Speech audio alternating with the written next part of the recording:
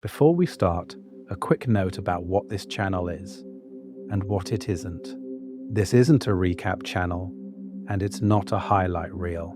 We're here for the parts of Panem that happen after the cameras turn away, the systems behind the games, the contracts hidden inside victory, the lives that keep unfolding long after the anthem ends.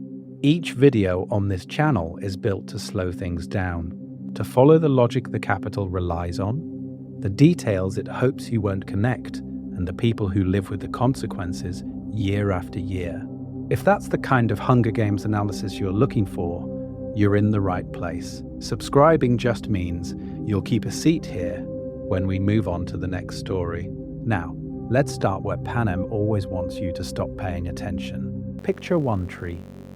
Not the whole 74th Hunger Games arena, just that patch of forest where Katniss first climbs up, where the fire drives her out, where the Tracker-Jacker nest hangs above the careers.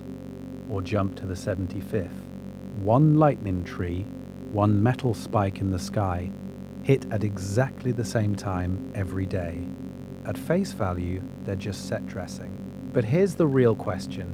Why did the Capitol choose this tree, this forest, this clock as the stage for death? You're told the arena is where tributes fight, where you die of arrows, or mutts, or dehydration if the Gamemakers are feeling poetic. But step back for a second. If the only goal was killing children, the Capitol has easier options: quiet executions, disappearances, no cameras, no betting. So why build a climate-controlled forest, a poisoned beach, a spinning jungle that resets every hour? Why turn death into architecture? Because the arena isn't just a cage. It's a question the Capitol asks the districts every year. What would you do in here? How far would you go to live? And more importantly, what will you watch?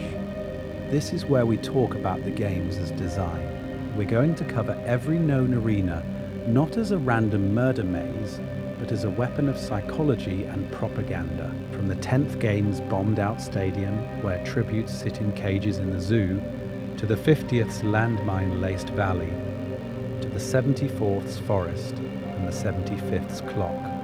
Each one is a thesis statement, a threat, a promise. The usual question is, how did tributes die here? Was it mutations, poison fog, monkey attacks, the tidal wave?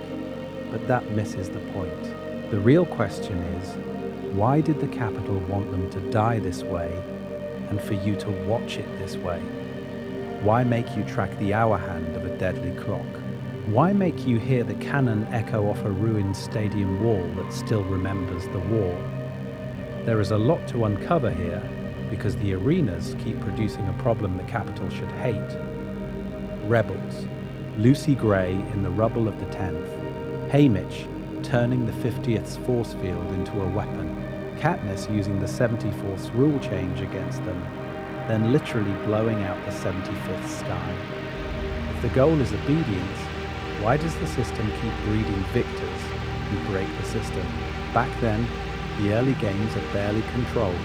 Bomb damage, wild weather, tributes freezing in the stands. Now you have perfect biomes, force fields, precision mutts. So why the change? That part matters because it hints at a long experiment. Every arena tweaks the relationship between fear and hope, between punishment and the fantasy that you or your district might win.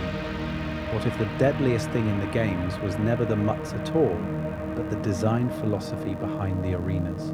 In the next sections, we're going to move arena by arena from that first shattered stadium to the ticking clock and decode exactly what the Capitol was testing on Panem and on you as you watched. Why every arena choice matters. The stakes behind the spectacle, so if the deadliest thing is the design philosophy, we have to ask, when did the arenas stop being killing fields and start being laboratories? Back in the early games, you're basically dumping kids in a damaged stadium and locking the doors. No climate control, no lush jungle, just rubble, weather, and distance. Brutal, yes, but almost lazy. Compare that to the 74th or 75th. Now you've got climate-controlled forests, engineered mutations, poison fog, even a literal ticking clock. So why the change? Why spend all that money in tech when the capital could achieve the same body count with a firing squad? Here's the real question. What story does each version let them tell? At face value, an arena is just a death trap. 24 in, 1 victor out. But there is a lot to uncover here. Those early, crude arenas send a single message. We won the war. We can kill your children. The later, hyper-engineered biomes send a different message entirely. We own nature, time, and even your emotions. When the 10th games turn tributes into exhibits in a zoo-style stadium, the capital is testing whether spectacle can drown out empathy. By the 50th, with doubled tributes and hidden landmines, they're testing chaos and crowd control. This is where we talk about why bullets were never enough. A firing squad ends in seconds. No suspense, no betting, no character arcs to project your hope onto. An arena lets the capital stretch punishment into a season of television. Mutations instead of soldiers mean you can replay the same terror every year. Tweak it, refine it, measure how each district reacts. The relationship between audience and arena becomes its own experiment. And victory doesn't end the games. It just changes arenas. Once you win, you move from a physical maze of traps into a psychological arena that never shuts off. Victor's Village, tours, mentoring, interviews. These are still arenas, just with softer lighting. You're still surrounded by cameras, still performing, still being tested for loyalty every time you open your mouth. That part matters because what happens inside the arena decides what kind of victor the capital gets to manufacture afterward. A jungle arena favors stealth hunters. A water-heavy arena favors swimmers. A clock arena that rotates horrors every hour rewards pattern readers and alliance builders. Each design creates a different myth. The brutal survivor, the clever strategist, the tragic lover. Those myths fuel the propaganda, the sponsorships, the promise that your district will produce the next hero. So why a clock for the 75th instead of another forest? Because by then, the games aren't just punishing rebellion, they're trying to contain it. The clock is a closed system, a symbol of control. Every wedge, every hour, pre-planned. But the more intricate the system, the more fragile it becomes. Haymitch finds a force field weakness in the 50th. Katniss literally weaponizes the 75th arena against the capital. If we read the arenas correctly, we can see the moment the weapon starts to turn. And that's what we're going to cover next. Arena by arena, how each upgrade quietly pushed Panem closer to open rebellion. Our lens. Arenas as weapons of design, not random death traps. So if the arenas are weapons that can turn on their makers, what exactly are they aiming at in the first place? At face value, you're told they're just stages for courage, honor, and one lucky district to claim a new victor. But here's the real question. What if every arena we actually see, the 10th, 50th, 74th, and 75th, is a political document you can walk through? Every tree, every mutt, every rule twist is the capital writing a message in 3 dimensions, testing specific behaviors and broadcasting specific fears. This is where we talk about design, not just danger. We're going to cover climate, terrain, mutts, tech, and those surprise rule changes as deliberate choices that serve the capital's goals: entertainment, deterrence, and data gathering. Why put tributes in a baking forest instead of a frozen wasteland? Why snakes in one era and jabberjays in another? The answer is never just because it's scary. Look at the 10th games. A bombed-out sports arena. No real climate control. Tributes caged in pens like zoo exhibits. The Capital is experimenting with pure spectacle. Can they make you forget these are children if they're framed as animals? That part matters because it tells us the relationship they want between Capital viewer and district body. You're not seeing a person, you're seeing a product. Jump to the 50th. Now the arena is a lush valley laced with hidden landmines and a force field. Double the tributes, double the chaos. On paper, it's a bonus round. In practice, it's a lab test what happens when you flood the map with desperate bodies and scarce resources. Haymitch's force field hack isn't just clever, it's data the Capital never meant to collect about how their own tech can be turned. By the 74th games, the system is fully upgraded. Controlled weather, precision fire, tracker-jacker mutts, and a live rule switch that suddenly rewards star-crossed lovers. The promise is romance and glory.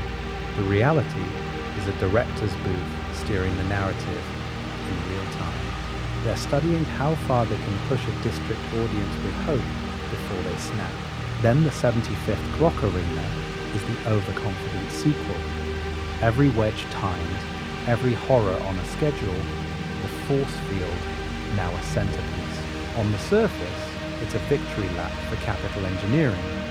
Underneath, it becomes the perfect circuit for Katniss to literally short out the games. There is a lot to uncover here. Lucy Gray's rainbow snakes, Haymitch's bouncing force field, Katniss firing an arrow into the sky. These aren't random victories. They're points on a feedback loop of Capital mistakes, each arena teaching the districts how to see the system. So from here on, we're not just recapping what happened in each games, we're decoding the Capital's design philosophy and asking why each new arena had to be more controlled, more theatrical, and ultimately more fragile than the last. The game plan. How we'll break down every arena so to keep all of that from turning into pure chaos. Here's how we're going to cover every arena without losing the thread. We're moving in order, not release order, but system order. We start in the dark ages of the games, those primitive early arenas and the 10th Hunger Games, when the Capital is still figuring out whether it's running an execution, a zoo exhibit, or a reality show. Back then, tributes are dumped in a bombed-out stadium with no climate control, barely any tech, and zero pretense of fairness.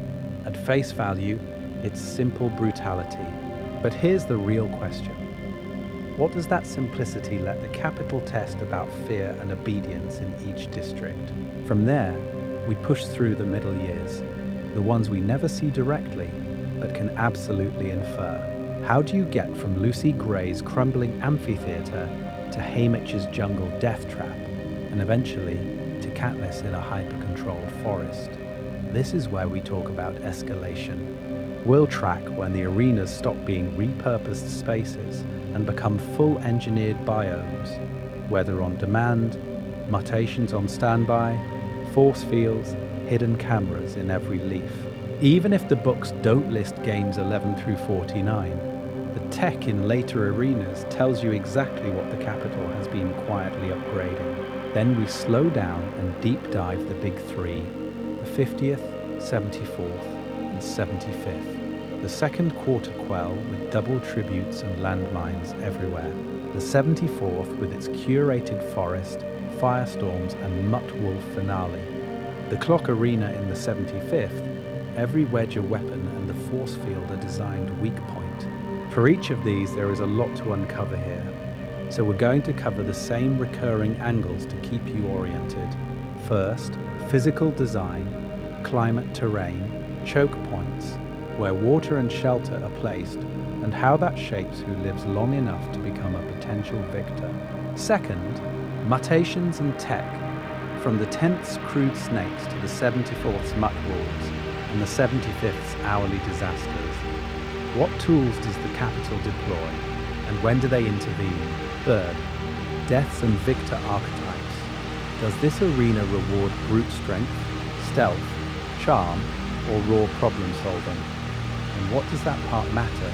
Because it tells us which behaviors the Capital wants districts to admire or fear. Finally, we'll ask what the capital was trying to learn or prove every single time.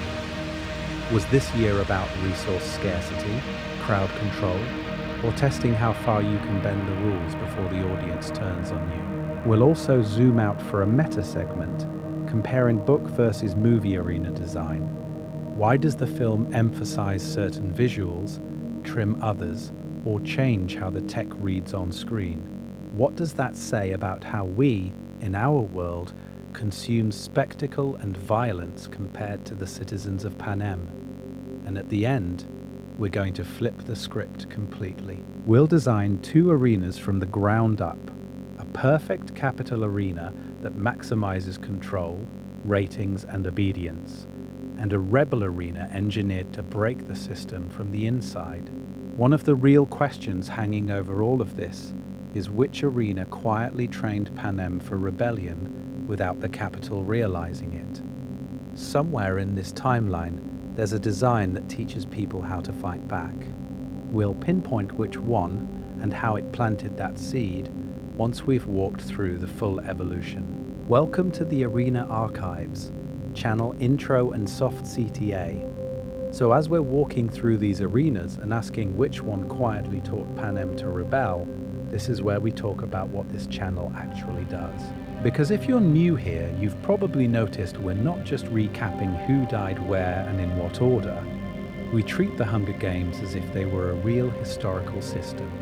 We're going to cover why the capital built things the way it did, what each choice promised on the surface, and how those promises rotted underneath. Arenas, victors, districts, rebellions. Every piece is part of one long experiment in power, control, and unintended consequences. At face value, it sounds simple. The capital hosts the games, a victor survives, a district gets a few celebrations and some extra grain, and everyone moves on. But here's the real question. Why did those systems evolve the way they did? Why shift from a bombed-out stadium in the 10th Games to a perfectly calibrated clock in the 75th? Why build Victor's Village, then tear its promise apart with a quarter quell? That part matters because it shows you the relationship between spectacle and fear. If that's the kind of thing you're curious about, you're in the right archive. We've already dug into Victor's Village as Snow's long-term strategy, how he weaponized comfort to make the games aspirational instead of purely terrifying. We've looked at how the third quarter quell shattered the illusion that any victor was ever safe. And we're building toward full breakdowns of Snow's regime, district economies, and the quiet ways rebellion had to live in people's daily routines long before anyone picked up a bow. Think of this video as one shelf in a much bigger vault. One episode might map out the political design of the quarter quells. Another might walk you through why District 12's village survives the bombing when almost nothing else does. And another will track how mentors turn into covert resistance assets under the capital's nose. There is a lot to uncover here, and the arenas are just one entry point. So if you want long-form breakdowns that treat the games the way a historian would treat a war, following the data, the propaganda, the architecture of control, consider joining our little Victor's Village of subscribers. No pressure, no anthem, just a promise that we'll keep asking why the system works the way it does and when it finally stops working. Because we're not done. Next, we're dropping straight into the bombed-out shell of the 10th arena, where tributes are penned in a zoo, the roof is half missing, and the capital is about to discover something terrifying. If you turn suffering into spectacle loudly enough, people stop hearing their own empathy. That's where the modern games really begin. Before the biomes, the brutal simplicity of early arenas, before that half-collapsed stadium, the arenas were even more primitive. Back then, there weren't rotating jungles or poison fog clocks. There were sports fields, bomb craters, concrete. The first 9 Hunger Games are barely arenas at all. We're talking repurposed football stadiums, burned-out amphitheaters, old training grounds from the Civil War. At face value, That sounds almost merciful compared to genetically engineered wolves. But here's the real question. What does it tell you about the Capitol's mindset that they didn't bother to build anything new yet? Right after the dark days, the priority wasn't entertainment, it was punishment. Those early games are the Capitol standing over the districts and saying, "You lost, and we're going to use the ruins to prove it." Tributes are marched into spaces the war already destroyed, penned behind fences, watched by scattered cameras that barely work. There is a lot to uncover here, because the design is doing political work, even when it's technically lazy. Functionally, the arenas are open-air prisons. No climate control, no holograms, no hidden launch rooms sending in mutts on cue. If it rains, everyone is soaked. If there's a heat wave, tributes just cook. People don't only die from weapons, they die from infection, untreated wounds, bad water. That part matters, because it shows you the Capitol still thinks of the games as an extension of the battlefield, not a self-contained show. And from a TV perspective, it's a mess. Cameras can't track every tribute. Fights happen off-screen. Bodies are discovered hours later. The relationship between audience and arena is weak. You're not seeing a curated story, you're watching grainy chaos. We're going to cover the high-tech arenas later, but you need this baseline to understand why Snow and the Gamemakers start obsessing over control. There's another limitation: mutts. In the first decade, there aren't specialized jabberjays or wolf mutts with tribute eyes stalking the field. At best, you have leftover military experiments or natural predators that wandered in. No engineered symbolism, no tailored psychological horror. The games punish, but they don't yet communicate. That's a problem for a regime that survives on message. So the Capitol starts to notice something terrifying. For them, ratings flatten. The novelty wears off. Capitol citizens still approve of the punishment in theory, but do they tune in every hour? Not really. The games aren't yet the cultural glue Snow needs them to be. They're background noise, not appointment viewing. If the spectacle doesn't create hope of victory in the districts and emotional investment in the Capitol, what's the long-term point? This is where we talk about the pivot. By the 9th games, the question inside the Capitol isn't whether to keep the games, but how to make them work harder. How do you turn a concrete bowl into a laboratory? How do you test which tributes the audience loves? Which deaths keep ratings high? Which twists keep districts off balance? The answer lands in the 10th games. A bombed-out arena, a zoo, and a handful of student game makers who are about to discover something the early designers never understood. Once you can control the environment, you can control the story, or at least the Capitol thinks they can. Until one tribute sings and refuses to play the role they built the cage for. The 10th Hunger Games, a zoo, a graveyard, and a prototype.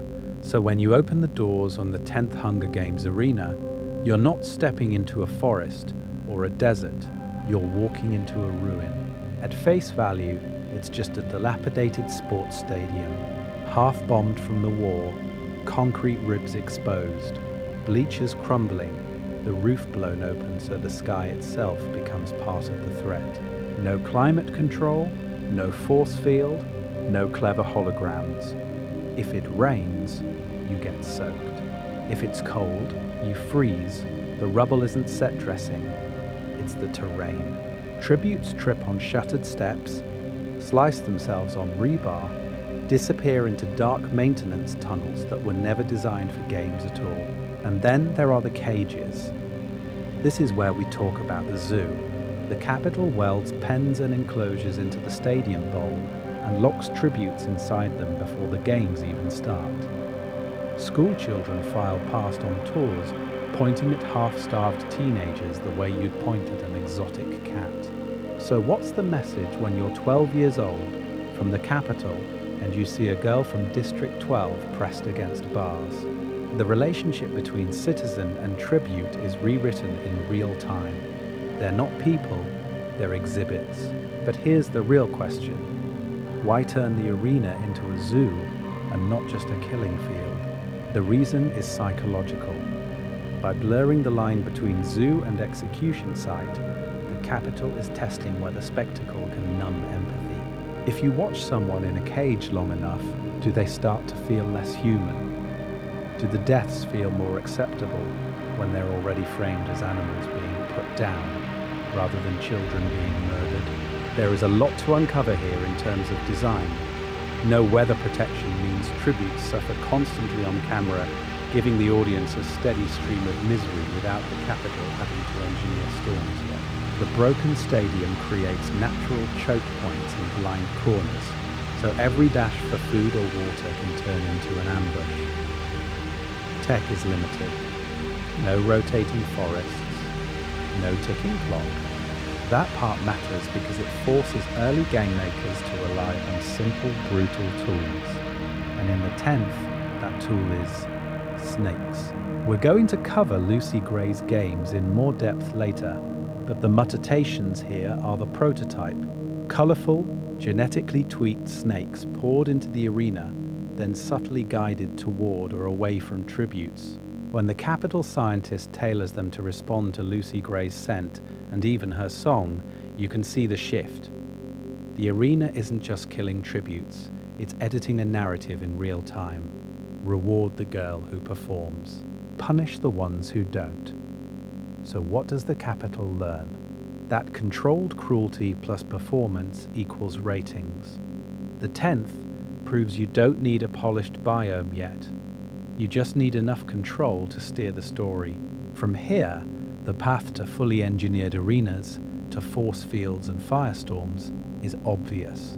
And the next arenas will take that lesson and scale it up. Way up. Snow, Gaul, and the birth of engineered arenas. Scaling it up is where Dr. Gaul and young Coriolanus Snow really step onto the stage. Up to the 10th games, the arena is basically a crumbling zoo, a holding pen. Brutal, but passive. After the chaos with the bombs, the snakes, and a tribute literally vanishing into the tunnels, the Capitol gets its wake-up call. If the environment isn't under control, the story isn't either. And for Gaul, that's unacceptable. This is where we talk about her philosophy. Gaul doesn't see the games as punishment first. She sees them as a lab. Every tribute is data. Every mutation is a variable. Change the temperature, add starvation, drop in rainbow snakes keyed to scent, and watch what happens. Who turns on their district partner? Who bargains with the audience? Who performs for the cameras even when they're starving?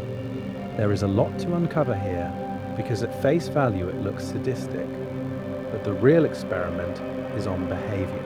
And not just tribute behavior, viewer behavior. Gaul is watching ratings, betting patterns.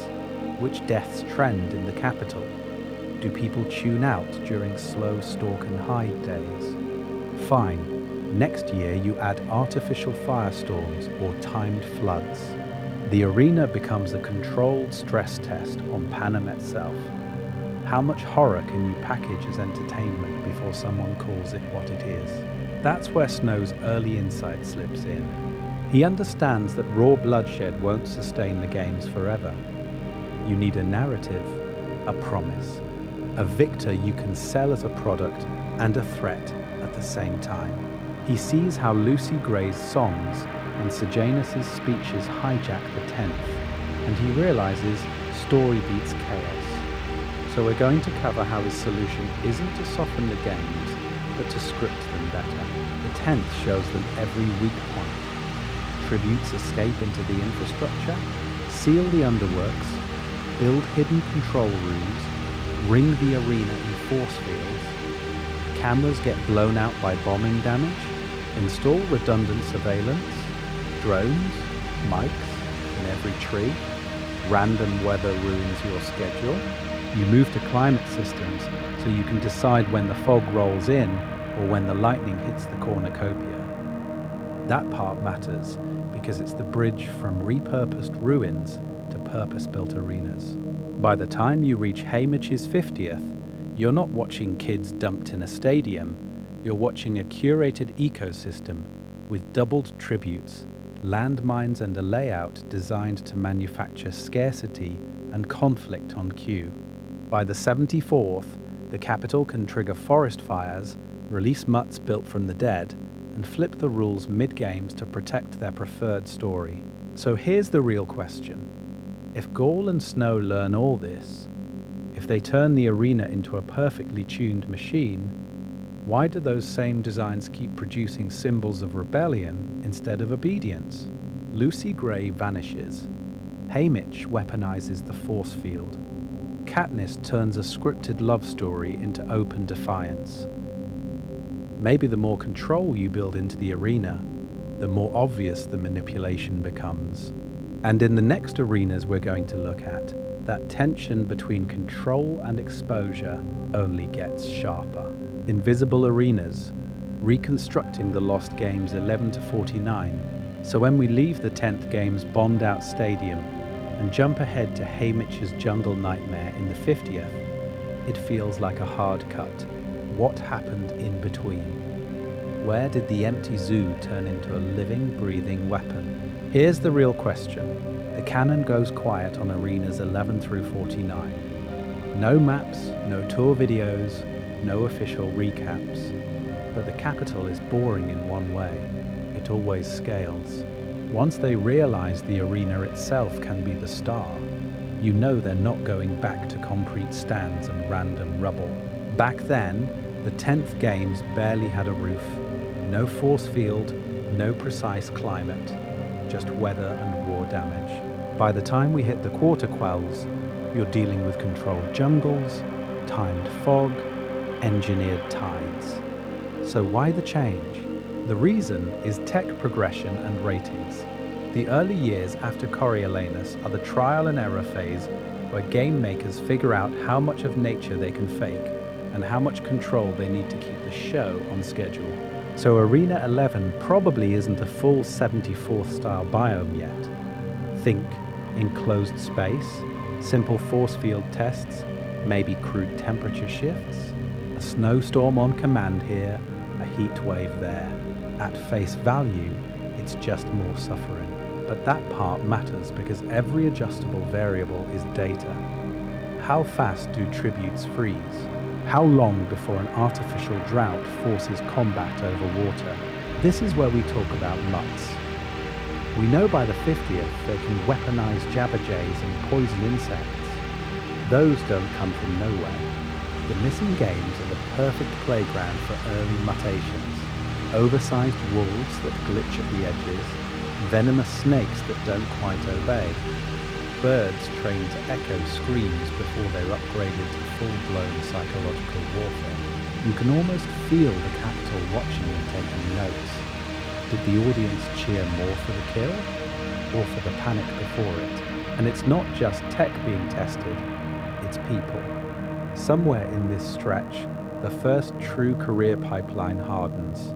Districts 1, 2, and 4 start training kids specifically for arenas that reward speed, weapon skill, and confidence in front of the cameras. Suddenly, the victor isn't just the last one standing, they're the one who knows how to perform. Why does that matter? Because once the crowd falls in love with charm and strategy, the capital can sell the games as opportunity instead of punishment. Pattern interrupt. Not every winner in this era is a sword-swinging prodigy. In more naturalistic, varied arenas, forests, marshes, rocky coasts, you start getting stealth victors, alliance builders, people who win by reading the environment better than the game makers expected.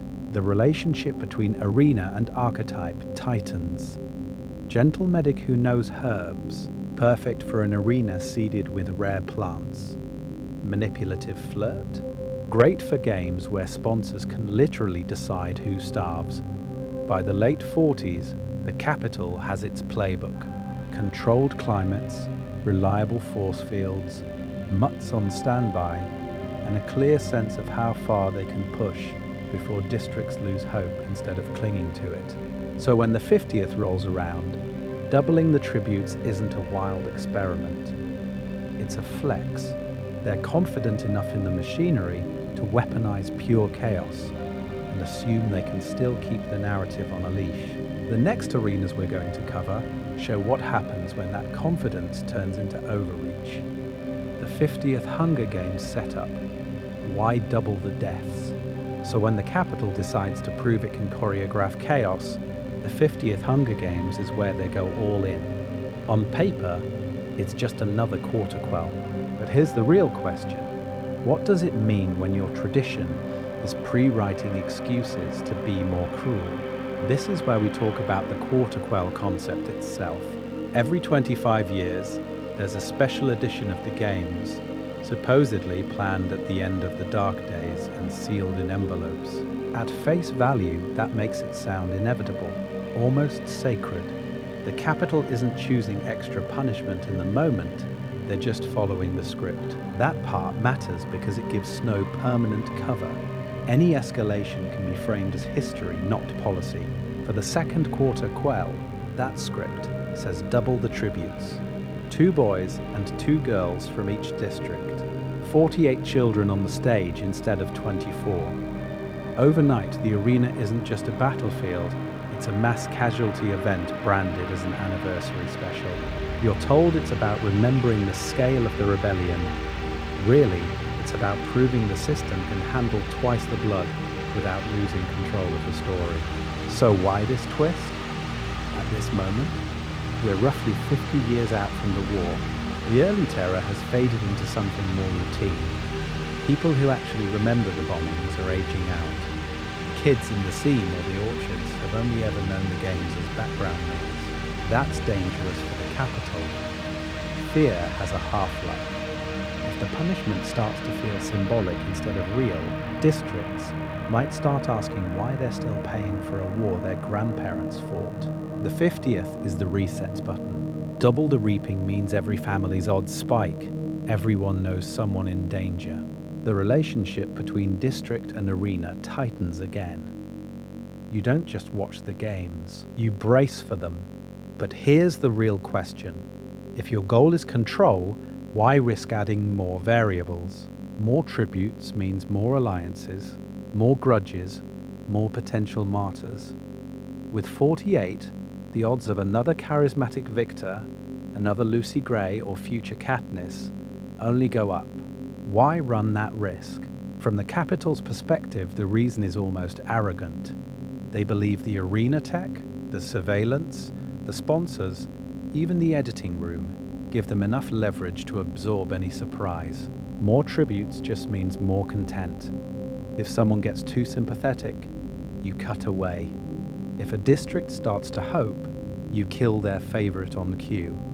And yet, there is a lot to uncover here, because the 50th doesn't just showcase capital power, it accidentally selects for a different kind of victor, someone who can read the arena itself as a weapon. Haymitch Abernathy walks into this overcrowded death maze and notices the one thing the Gamemakers never intended a tribute to understand: how the force field really works. We're going to cover that arena in detail next, because the second quarter quell is where the capital's promise of absolute control meets a teenager armed with nothing but stubbornness and pattern recognition. Inside the 50th arena, beauty, landmines, and a hidden edge. And that brings us to Haymitch's playground. The 50th arena, on paper, it almost sounds generous. You step out of the tube into a wide green meadow, soft grass under your feet, a ring of trees in the distance, a sky that looks almost honest. A cornucopia sits in the center, gleaming, surrounded by flowers and clear air. At face value, it's the prettiest mass grave the capital has ever built. But here's the real question. Why would a regime that bombed its own stadium during the dark days suddenly give you a postcard? Because the threat isn't in the view, it's in the ground. Around the outer edges of that meadow, hidden just beneath the soil, are landmines. not the neat visible ones around the 74th cornucopia. Invisible charges that turn every safe escape route into a coin flip between freedom and instant dismemberment. This is where we talk about abundance as a weapon. The second quarter quell doubles the tributes to 48, twice the body's same-sized arena. The capital doesn't expand the space, it compresses the lives. That part matters because more tributes mean more collisions in the first few minutes, more hands reaching for the same pack, more desperate kids sprinting for the tree line and stepping straight into a blast radius. So you get this brutal math problem. Do you risk the bloodbath at the cornucopia, or do you risk the mines? Either way, the Gamemakers win. They've arranged the terrain so the center isn't just where the supplies are, it's where the relative safety is. Stay near the middle, and at least you know where the explosives aren't.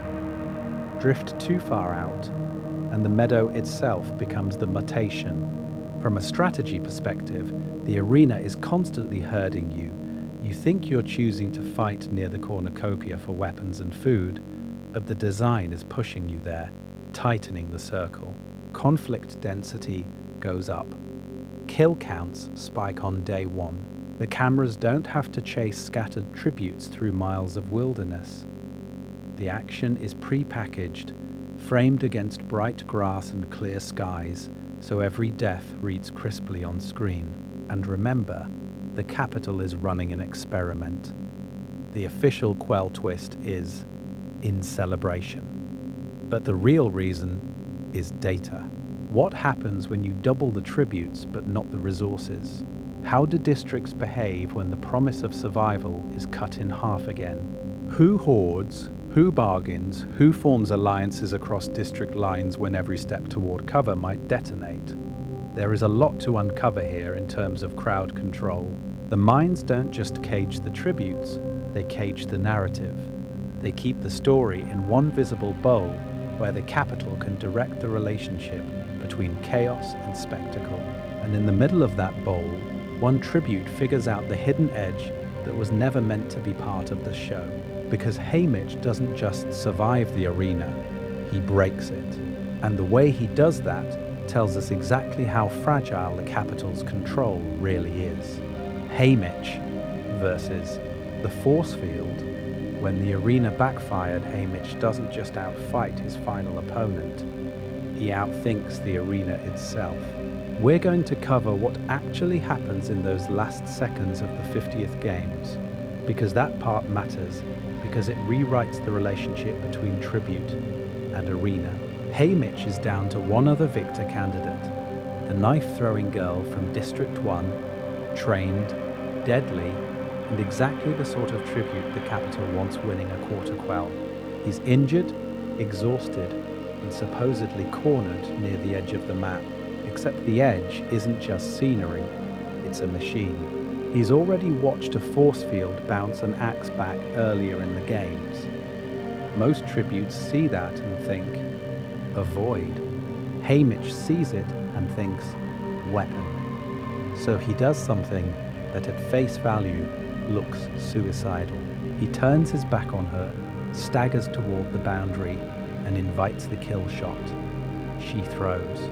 The weapon hits the invisible wall, ricochets, and slams into her instead.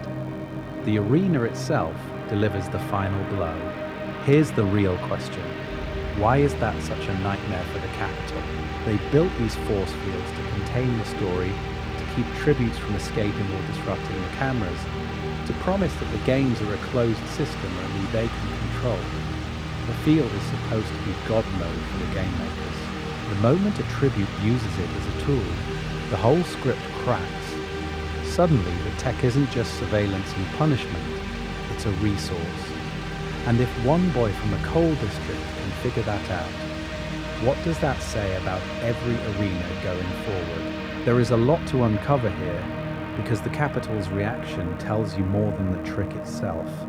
Snow doesn't just frown and move on. He has Haymitch's mother, brother, and girlfriend killed back in District 12. On paper, it's punishment for defiance. In practice, This is where we talk about narrative control. Victors are allowed to be brutal, clever, even rebellious, in a cute, quotable way. What they are never allowed to do is make the arena look beatable. Haymitch's win sends the wrong message. The system has a weak point, and a poor tribute exploited it. From that moment, an unspoken rule hardens. You can win the games, but you cannot outsmart the games. Any hint that the capital's tech can be turned against them has to be buried under trauma, addiction, and public humiliation. Haymitch's post-games, life drunk, erratic, dismissed, isn't just personal collapse. It's policy. Long-term, they don't stop using force fields. They can't. The arenas have evolved too far. But they become hyper-aware of vulnerabilities. Every edge, every cliff, every boundary is now a potential Haymitch problem. By the time we reach the 75th, the clock arena is practically a love letter to paranoia. Segmented zones, timed horrors, and a force field wrapped around everything. So here's the question that should bother you. If Haymitch already broke their toy once, why did the capital risk an arena for the quarter quell that depends even more on force fields and builds its entire twist around a flaw someone might exploit? Career districts. When the arena becomes a training ground because the answer is baked into who the capital expects to thrive in these spaces. This is where we talk about the career districts. Districts 1, 2, and 4 grow up treating the arena as a destination, not a disaster. At face value, they're just wealthier districts with better food and fewer tesserae. But here's the real question. How do you get children to volunteer for a death match and smile while they do it? The capital's solution is simple. You don't just build victors. You build a culture. In the career districts, the games are homework, sport, and religion rolled into one. Kids train unofficially from childhood, sparring in so-called academies, studying past arenas, learning weapons the way other districts learn how to mine coal or fish. Volunteering becomes a rite of passage. Parents brag, mentors groom their prospects years in advance. The reaping isn't terror, it's a cue. So why do certain arenas feel tailored to them? Look at the pattern. Weapon-heavy cornucopias, stacked with swords, maces, spears, nets. Open terrain, plains, lakes, beaches, sparse forests that reward speed, strength, and coordinated attacks. These are environments where a trained pack can sprint to the center, arm up, and turn the opening minutes into a slaughterhouse. For most tributes, the bloodbath is where the games end. For careers, it's where the performance starts. The capital keeps building spaces that reward physical dominance and group tactics because they know exactly who's been rehearsing those moves. A wide lake? Perfect for District 4 swimmers. Rocky outcrops and fortifiable terrain? District 2's dream. Even the 74th arena, with its central cornucopia plateau and clear sight lines, is basically a live fire exam for kids who've been running drills their whole lives. And then there are the privileges you never see on the rule sheet. Informal training centers that everyone pretends are harmless gyms. Mentors from 1, 2, and 4 who've survived similar arenas and understand how the mechanics bend, where the Gamemakers herd you, which zones usually hide water, how long you can risk the center. That part matters because information is the only legal cheat code in the games. On top of that, you get capital favoritism. Sponsors trust careers. They're predictable, attractive, confident on camera, so the parachutes flow. Medicine, food, weapons, even when other tributes might need them more. The relationship between career and capital becomes a feedback loop. You perform brutality cleanly and efficiently. They reward you for being the villain who keeps ratings up. But here's the pattern interrupt. The careers aren't just villains. They're also the capital's safety net. When you seed the arena with trained killers, you guarantee early bloodshed, clear stars for the audience to follow, and a buffer against any tribute who might accidentally turn the games into a slow, quiet survival story. Compare that to the poorer districts. For them, the arena is a slaughterhouse built on unfamiliar tools, foreign landscapes, and rules they never had time to study. For the careers, it's a stage. They've walked through 100 simulations in their heads before they ever touch the grass. So the next time we see a tribute sprinting straight for the cornucopia, the question isn't just why they're so confident, it's what kind of arena the capital has promised them, and what happens when that promise finally breaks. Non-career districts, surviving arenas never built for you for a career. The arena is a promised playground. For District 12, it's a locked execution chamber you happen to wake up inside.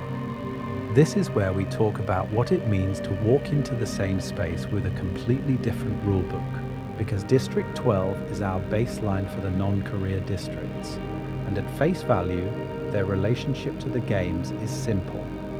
You get reaped, you die. No formal training center, no volunteer system, at least not until Katniss breaks the pattern. Even the peacekeepers joke about the annual Hunger Games funeral for 12. So when a tribute from 12 steps onto that metal plate, they're not thinking about strategy, they're thinking about how long they can delay the inevitable. That part matters because the capital has spent decades tuning arenas to reward people who arrive already trained. Complex topographies, layered hazards, systems you need to read in real time.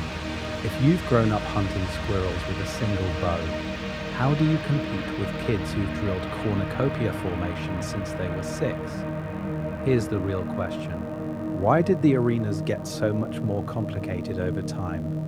The answer is inequality plays better on camera when you can pretend it's merit.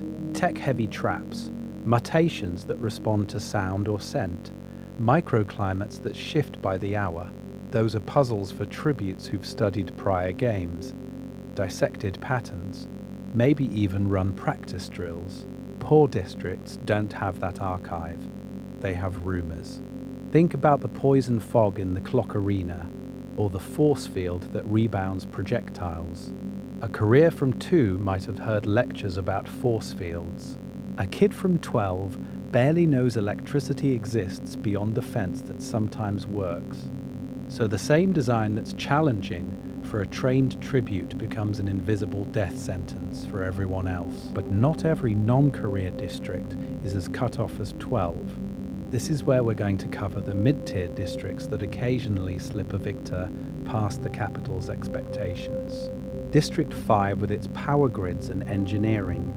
District 6 with endurance and long brutal transport shifts. District 9 and 10 living around grain and livestock, used to scarcity and outdoor labor. When the arena accidentally lines up with those niche skills, a water-heavy games where swimming and stamina matter, or a mechanical arena where you can read the infrastructure, you get that surprise Victor Snow can point to as proof the system is fair. And there is a lot to uncover here, because those outliers are part of the design. The capital needs the careers to dominate, but it also needs just enough random wins from poorer districts to sell the promise of hope. If no one outside 1, 2, and 4 ever won, the lie would be too obvious. Which brings us back to Katniss, a non-career tribute whose hunting skills, fire resistance, and stubborn moral decisions collide perfectly with an arena the capital thought it could script. She's not supposed to read the terrain as a weapon against them. She's supposed to die in it. So what happens when a tribute from a district the capital wrote off starts using their own arena as the rebellion's first battlefield? Why let them volunteer? The capital's dangerous bet. So when Katniss turns the arena into a battlefield against the capital, we hit a deeper problem in the system. Why did the capital ever allow someone like her to get in there in the first place? If the whole point of the games is punishment, terror, and control, Why not keep it brutally simple? Two random, terrified children from each district. No volunteers, no training center, no parade of confident tributes waving at the cameras. Just pure dread. At face value, that would seem more efficient. You guarantee maximum helplessness and minimum resistance. But here's the real question. What happens to a society that only ever gets fear with zero chance to win? The capital has already tested versions of that. In the 10th games, tributes are dumped into a bombed-out stadium, barely fed, treated as animals in a zoo. It's ugly, chaotic, and even capital citizens get bored or disgusted.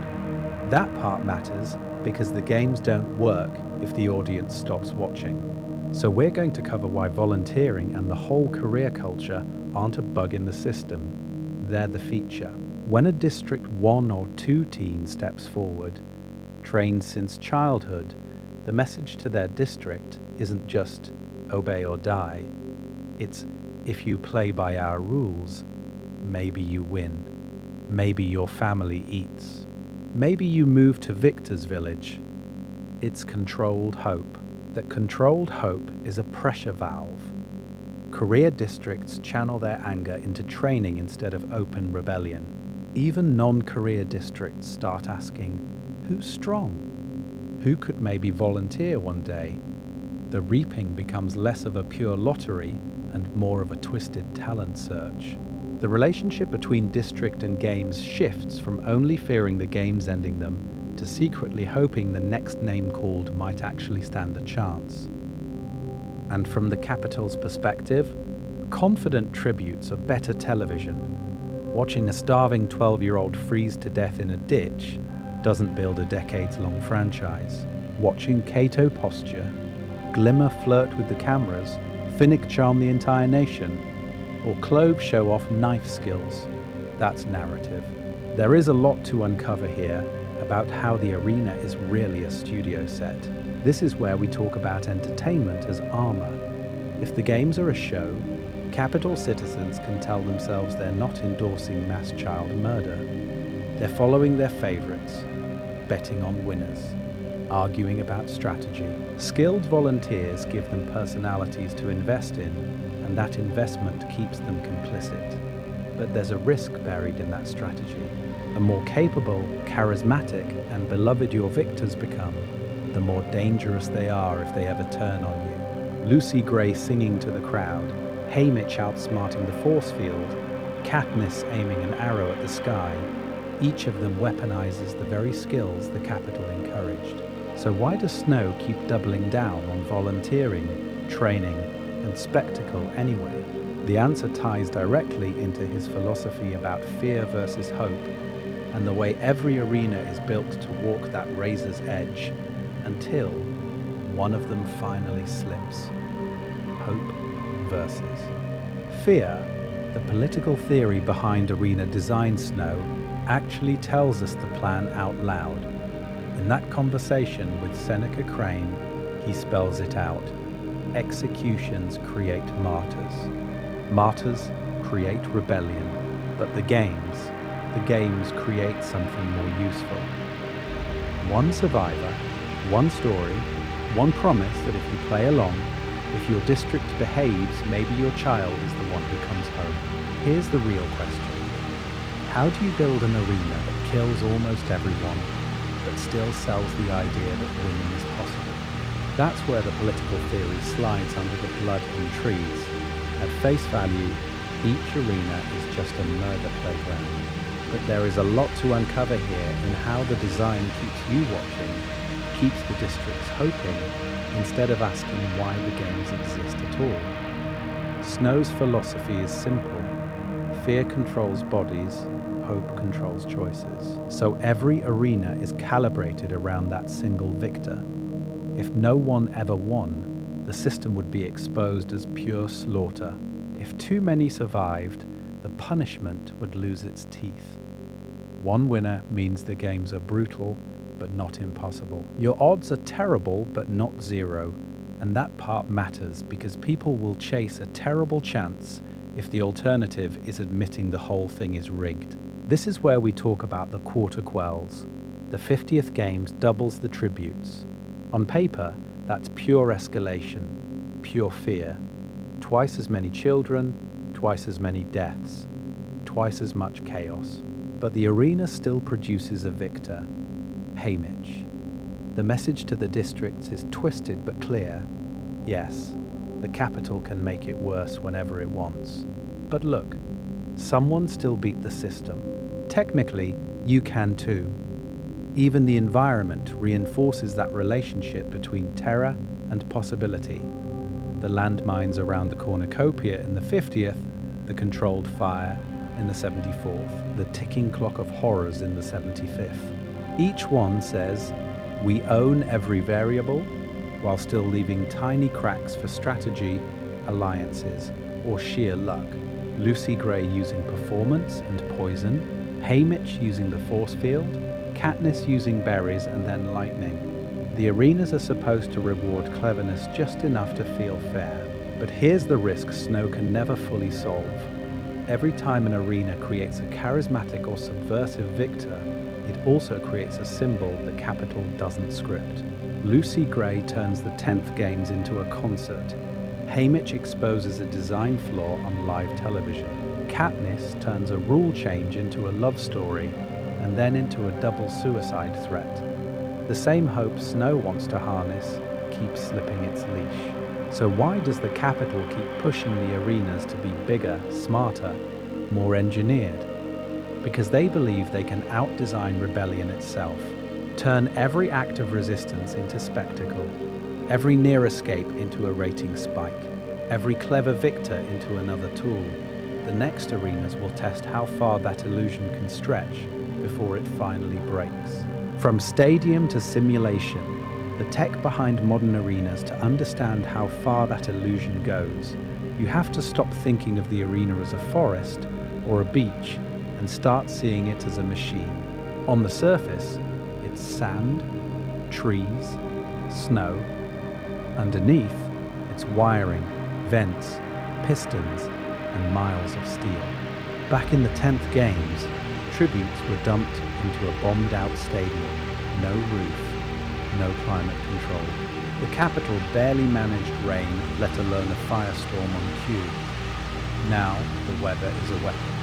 Need drama? Dial up a wall of fire for Katniss in the 74th. Want to thin the herd? Poison fog in the 75th. Day and night aren't natural cycles anymore. They're programming choices, flipped onto control pacing, sponsor gifts, and how long the audience has to watch you bleed. Beneath the arena floor, there is a lot to uncover here. Hidden elevators, moved supplies, mutts, and tributes' bodies. Terrain plates can shift to drain a flood, raise a cornucopia, or spin an entire jungle into a clock. At face value, it's just cool sci-fi world building. But that part matters because it means no part of the environment is neutral. Every rock, every tree, is sitting on top of a control panel. This is where we talk about force fields. They're not just big invisible walls, they're the frame for the entire performance. They keep tributes in, protect the audience, and quietly push movement. In the 50th, Haymitch only survives because he finds the edge, realizes the force field bounces objects, and turns the arena's skin into a weapon. In the 75th, that same technology becomes the weak point Plutarch builds the whole rebellion plan around. The capital thinks force fields guarantee control. The story turns them into escape routes. Mutations are the plug-and-play modules slotted into that system. Tracker jackers for fear and hallucination. Wolf mutts built from the dead tribute's eyes to weaponize grief. Jabberjays that repeat your loved one's screams to shatter your mind without spilling a drop of extra blood. Here's the real question. Are these creatures about killing or about making every death carry a specific emotion? The answer is both. They're psychological presets the game makers can drag and drop to send a tailored message to each district. Surveillance ties it all together. Cameras in trees, in the cornucopia, in the sky. Microphones picking up every whisper. biomonitors tracking heart rate, temperature, and that moment your hope spikes or collapses. If the games start to drag, they trigger a storm. If a tribute is too popular, they accidentally nudge them toward a pack of mutts. We're going to cover how those interventions shape specific victors later, but the important thing here is the relationship between data and cruelty, because the more advanced the tech gets, the more the capital believes it can script not just who dies, but how you feel about it. They're not only editing a show, they're editing emotion in real time. So what happens when tributes start reading the code instead of the scenery? The 74th game's setup, a classic arena with hidden teeth. So what happens when tributes start reading the code instead of the scenery? You get the 74th games. On paper, the safest bet the capital has made in decades. At face value, this arena is comfort food for an audience raised on televised murder. A big forest, a glittering lake, a golden cornucopia in the center, trees, hills, water, some rocks. It looks simple enough that even a distracted capital viewer can follow who's hunting who. But here's the real question. Why go back to this classic setup right now, when the districts are simmering and snow can feel the pressure building under the surface? Remember the political moment. We're post-Dark Days by a long shot, but pre-open rebellion. You have whispers, flared tempers, peacekeepers getting jumpier in the poorer districts, but no coordinated uprising yet. So the capital's strategy is not escalation, it's reassurance. They want a clean, high-rating games that says nothing has changed, the system still works, the promise of becoming a victor is still intact. So they build an arena that feels familiar. Forest means survival skills. Water means obvious resources. The cornucopia at the lakeshore creates a clear opening bloodbath, then sends survivors radiating out into the trees. We're going to cover more exotic arenas later, but this is where we talk about reliability. This layout has already proven it can generate strong alliances, dramatic betrayals, and a manageable number of hiding spots. That part matters because it calms everyone. For the capital audience, it's nostalgia. For the districts, it says, this is the same old nightmare you know, not a new one. The relationship between predictability and control is crucial here. If the games feel stable, the rest of Panem can feel unstable without immediately snapping. Of course, the standard forest is a lie. There is a lot to uncover here once you look under the leaves. The Gamemakers pre-seed tracker jacken nests right where they'll be most useful for narrative pivots. They wire the entire canopy with a controlled fire system that can herd tributes on command, corralling them back toward the cameras whenever the story drifts. And under the arena, they've got mutt wolves waiting in storage, custom printed with tribute eyes, ready to turn the finale into a horror set piece if the ending needs a rating spike. So you get this strange double image.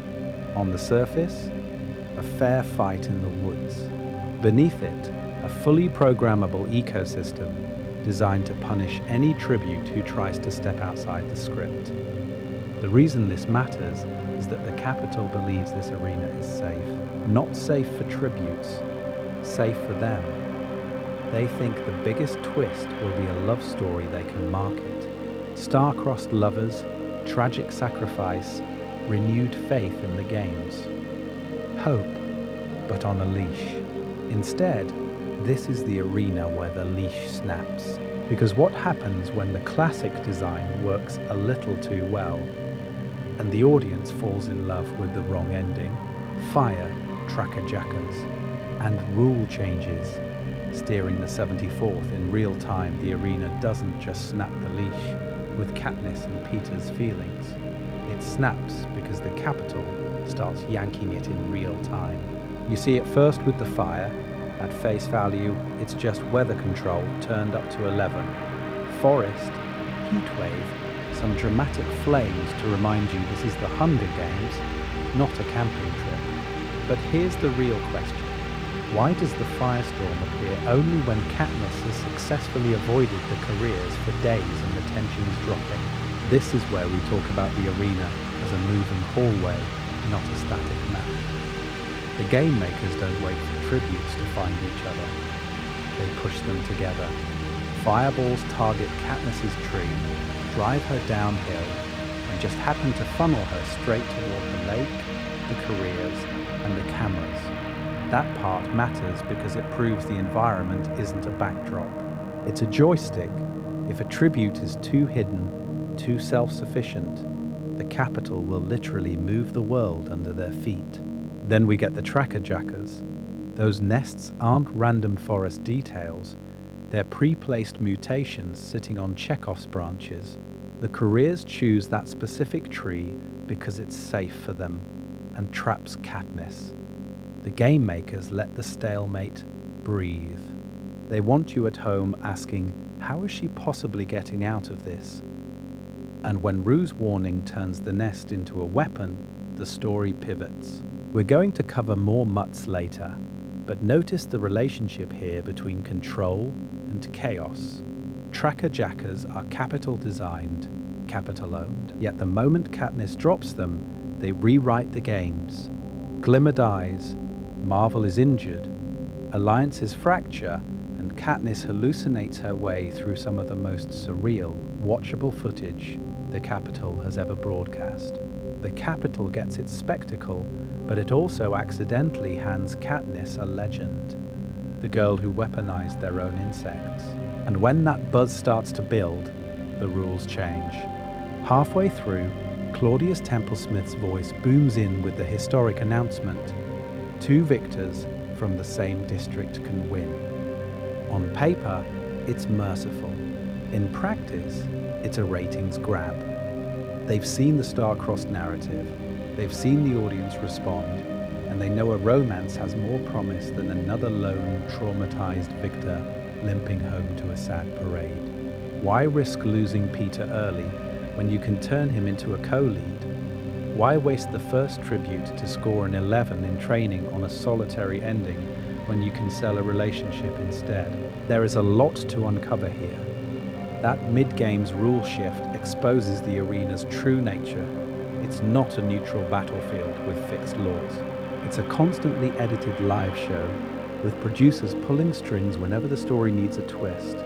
They'll burn a forest, unleash mutts, or rewrite the rulebook if it keeps hope on a leash and the audience glued to the screen. But here's the twist. Once the Capitol admits the rules are flexible for drama, Katniss learns something crucial. The games run on narrative, not justice. The double victor rule creates the illusion of safety, then its revocation at the end tries to snap her back into line. And that part matters because it sets up the berries. If the Capitol can change the rules midstream to force a story, Katniss can threaten an ending so unacceptable that the only way to save their show and their promise of hope is to let both of them win. The arena teaches her its logic. She turns that logic into a weapon.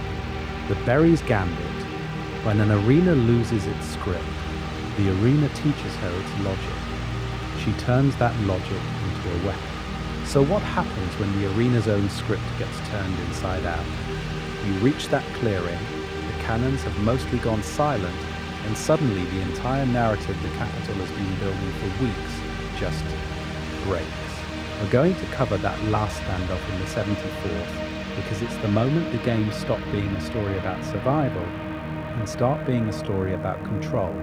At face value, it's simple. The rule allowing 2 victors from the same district is announced. Katniss and Peter lean into the star-crossed lover's arc, and then right at the end, Claudius Templesmith reverses it. 1 victor only. Back to the original rules. Here's the real question. Why flip it back now? Katniss and Peter are standing in a blood-soaked arena the Capitol has curated for maximum drama. Fire, mutts, the whole thing. And the final beat is supposed to be brutal, but clean. One kills the other, the anthem swells, the promise of a single shining victor is restored.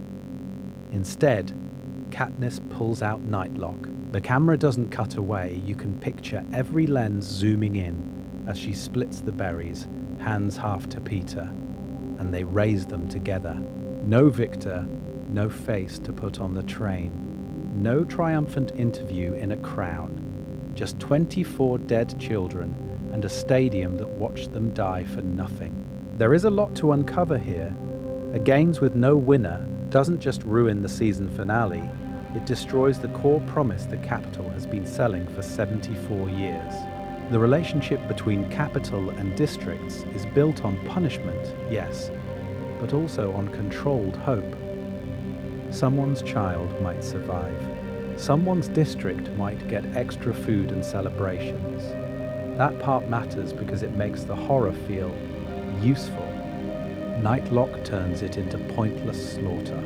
From Snow's perspective, that's terrifying.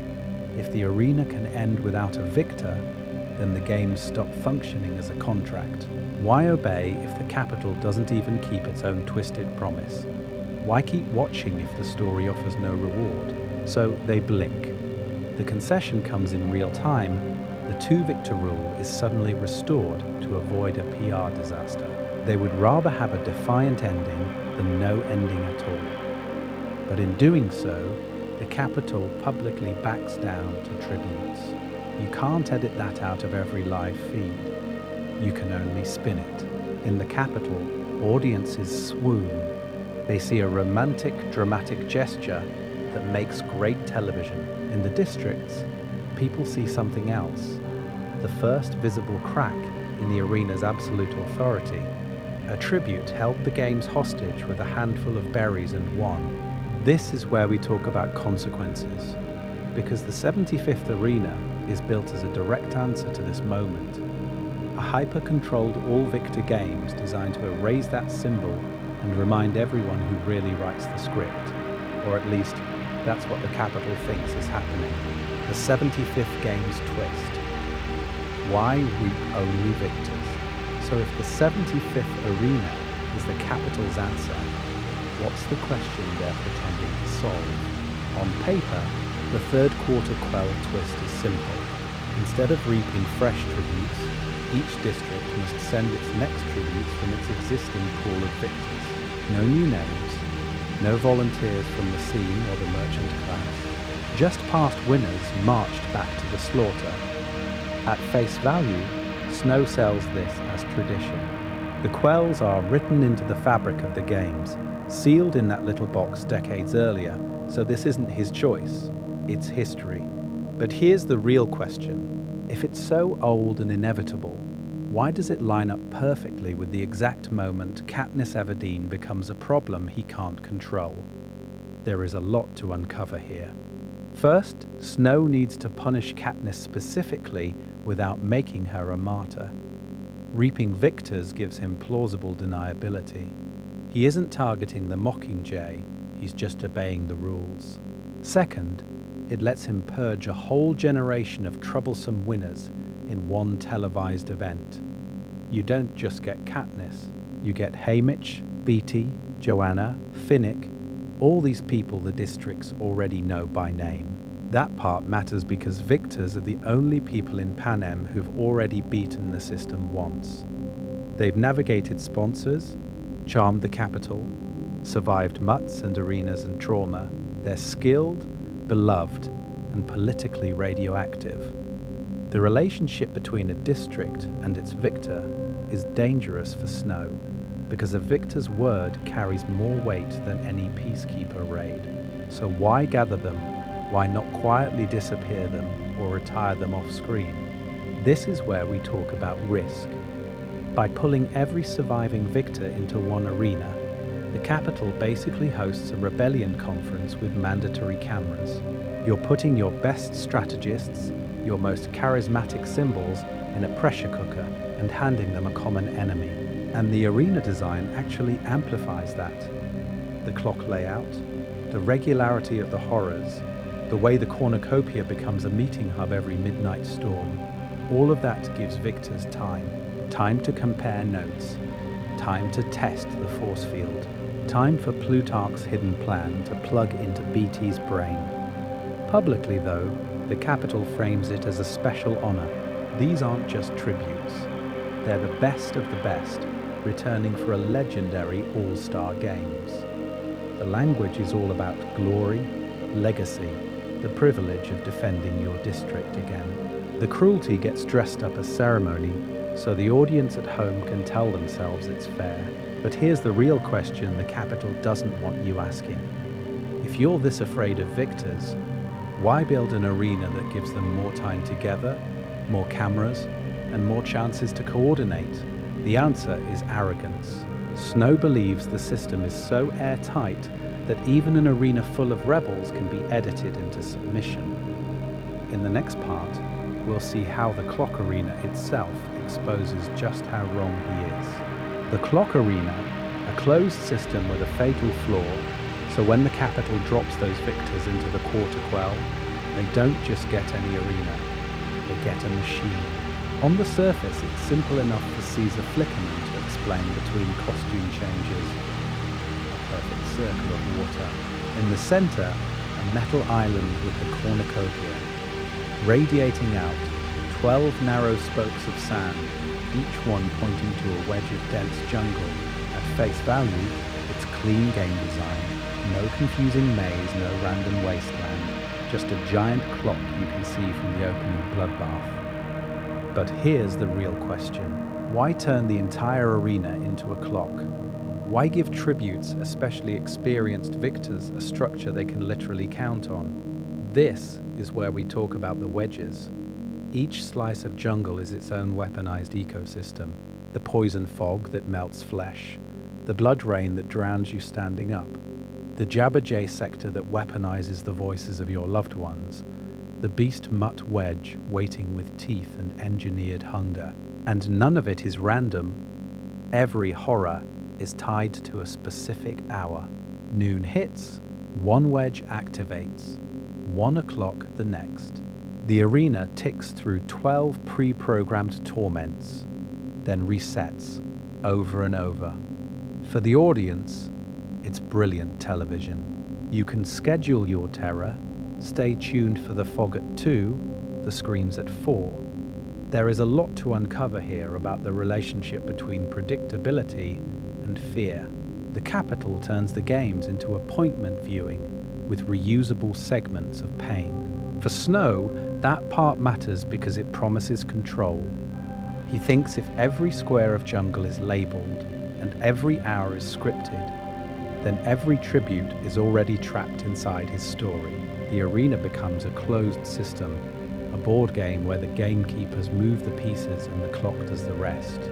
Except this system has a literal ceiling. Above the island and jungle is the force field dome, the same tech we've seen in earlier arenas, but refined. It holds in the weather, the mutts, the soundscape. It projects the fake sky, the storm clouds, the lightning. It's a snow globe of suffering. And buried in that design is Plutarch's real contribution. A flaw that looks to the Capitol like perfection. The dome has to receive and discharge energy to keep the whole clock running. We're going to cover the strategy in more detail later, but the short version is brutal. Because the arena is rule-bound and cyclical, BT and the rebels can map it. Because the lightning strikes the same tree at the same time every day, they can predict it. And because the force field is a single continuous shell, they can weaponize it, turning the Capitol's own power grid into a spear. The moment Katniss fires that arrow into the dome, the promise of a closed system shatters. So what happens when an arena built to be unbreakable literally falls out of the sky? That's where the games stop being a show and start becoming a war plan. Plutarch's inside job, turning the arena into a weapon. The dome doesn't just break, it gets turned against the people who built it. This is where we talk about Plutarch Heavensby as the Capitol's worst hiring decision. At face value, he's the perfect head game maker for the quarter quell. Charming, creative, and willing to design the most high-tech arena Panem has ever seen. But here's the real question. Why give that much control to a man whose entire job is to understand every weakness in your system because the capital is overconfident enough to think no one in that position would ever turn. Plutarch's dual role is the real arena twist. Publicly, he's the architect of the clock, the man Snow trusts to punish a troublesome victor and remind every district who's in charge.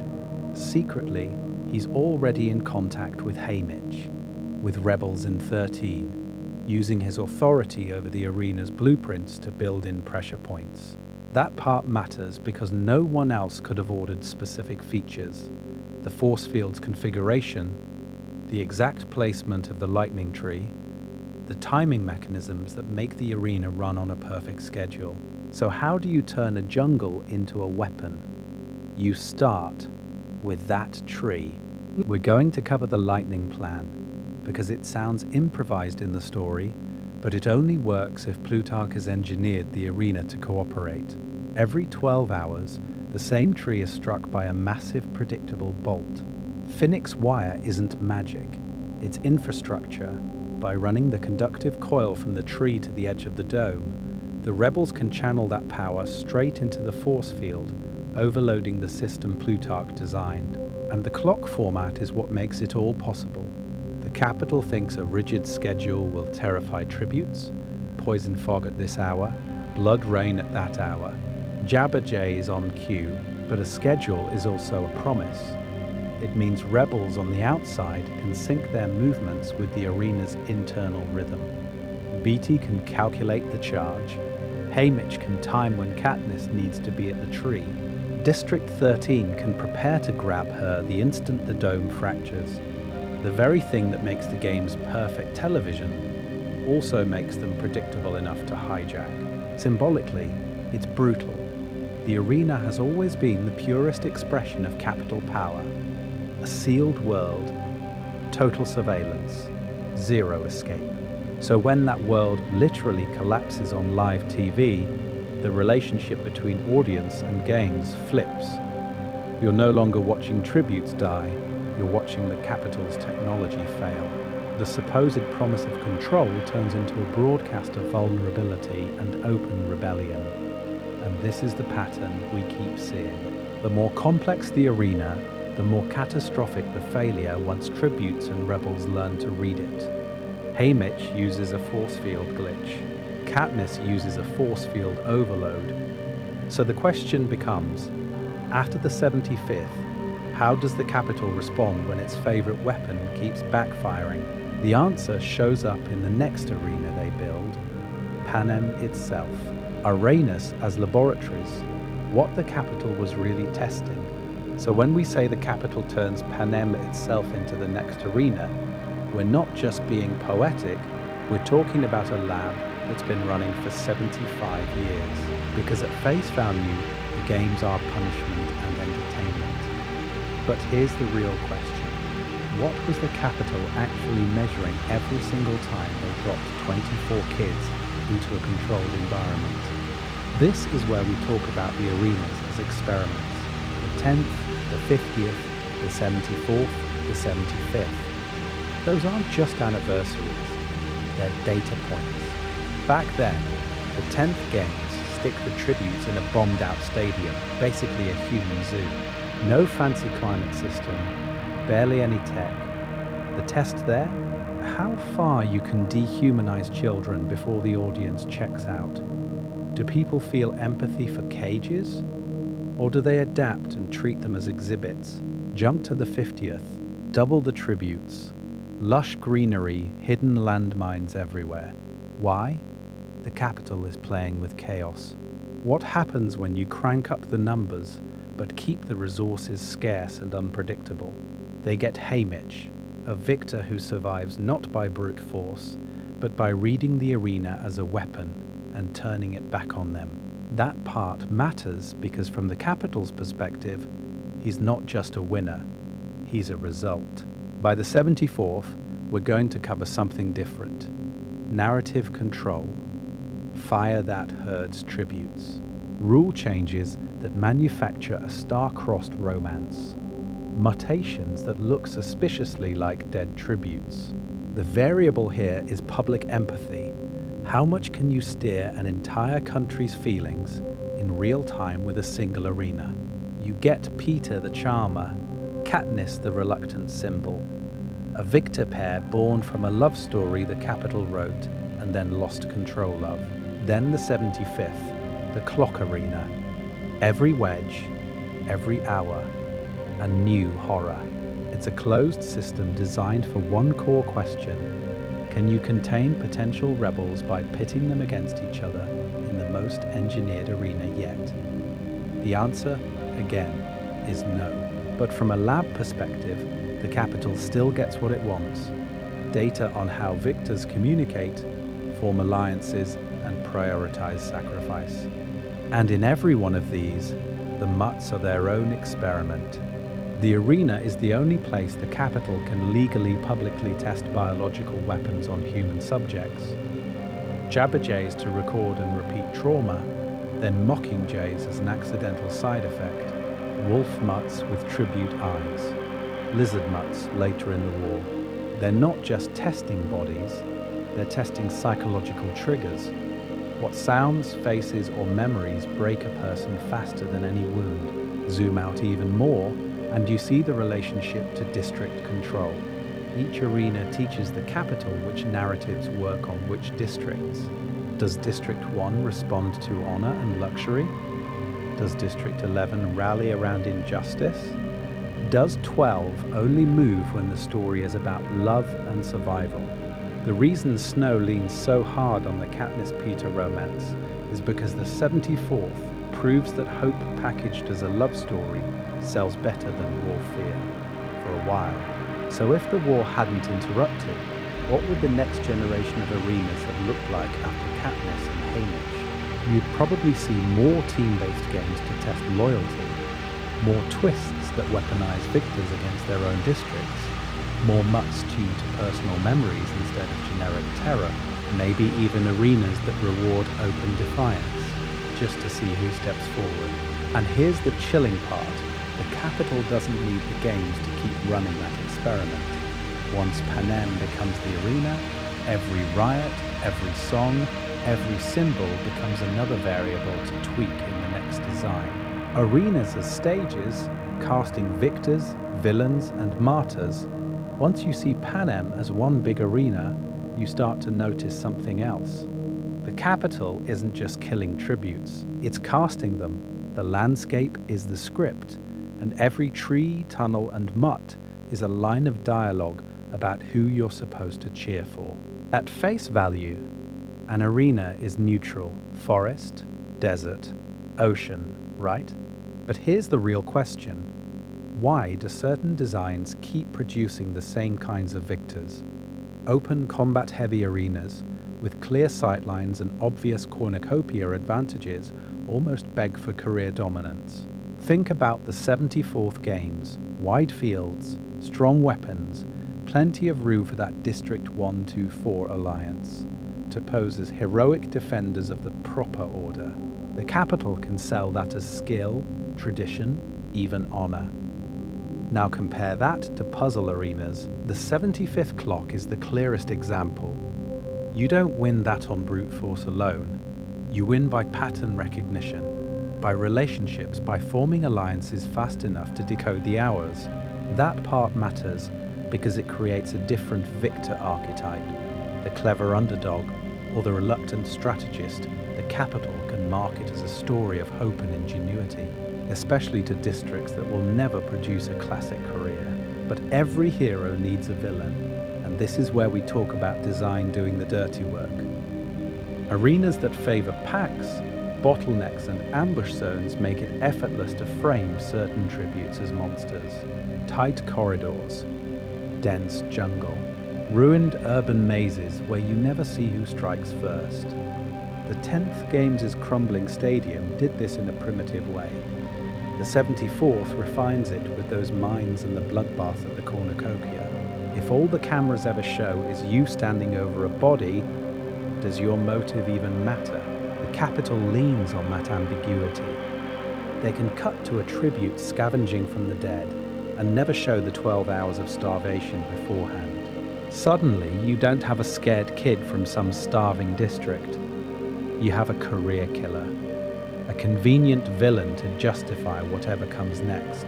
And then there are the deaths that feel pre-written. Environmental hazards and mutts are essentially the capital storyboard, poison fog that melts skin, jabberjays that weaponize your family's screams, wolf mutts with the eyes of the fallen. These aren't just obstacles, they're cinematic set pieces designed to be replayed endlessly on recap specials, to keep the games emotionally present long after the bodies are gone. But sometimes the script slips. Rue's death in the 74th, Mags walking into the fog in the 75th. Those moments are too clearly unjust. The arena exposes the power imbalance so nakedly that the capital accidentally manufactures martyrs. You're not just watching a game anymore. You're watching a child or an elder crushed by a machine they never had a chance to beat. There is a lot to uncover here, because those martyrs are the capital's worst-case scenario. They want victors who are impressive but not too sympathetic, broken but not openly rebellious. The arena is supposed to sand off the edges, not sharpen them. Yet each new design keeps failing that balance.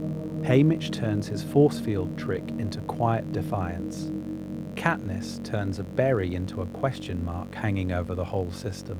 So what happens when the casting starts producing more rebels than reliable heroes? That's where we go next. The arenas that backfired so hard they helped end the games themselves. Arenas as prisons. Why escape is the ultimate taboo, those backfiring arenas point us to one brutal truth. The Hunger Games aren't just battlefields, they're prisons. At face value, the arena is a wilderness, a jungle, a beach, a forest. You're told it's a natural setting where anything can happen. But here's the real question.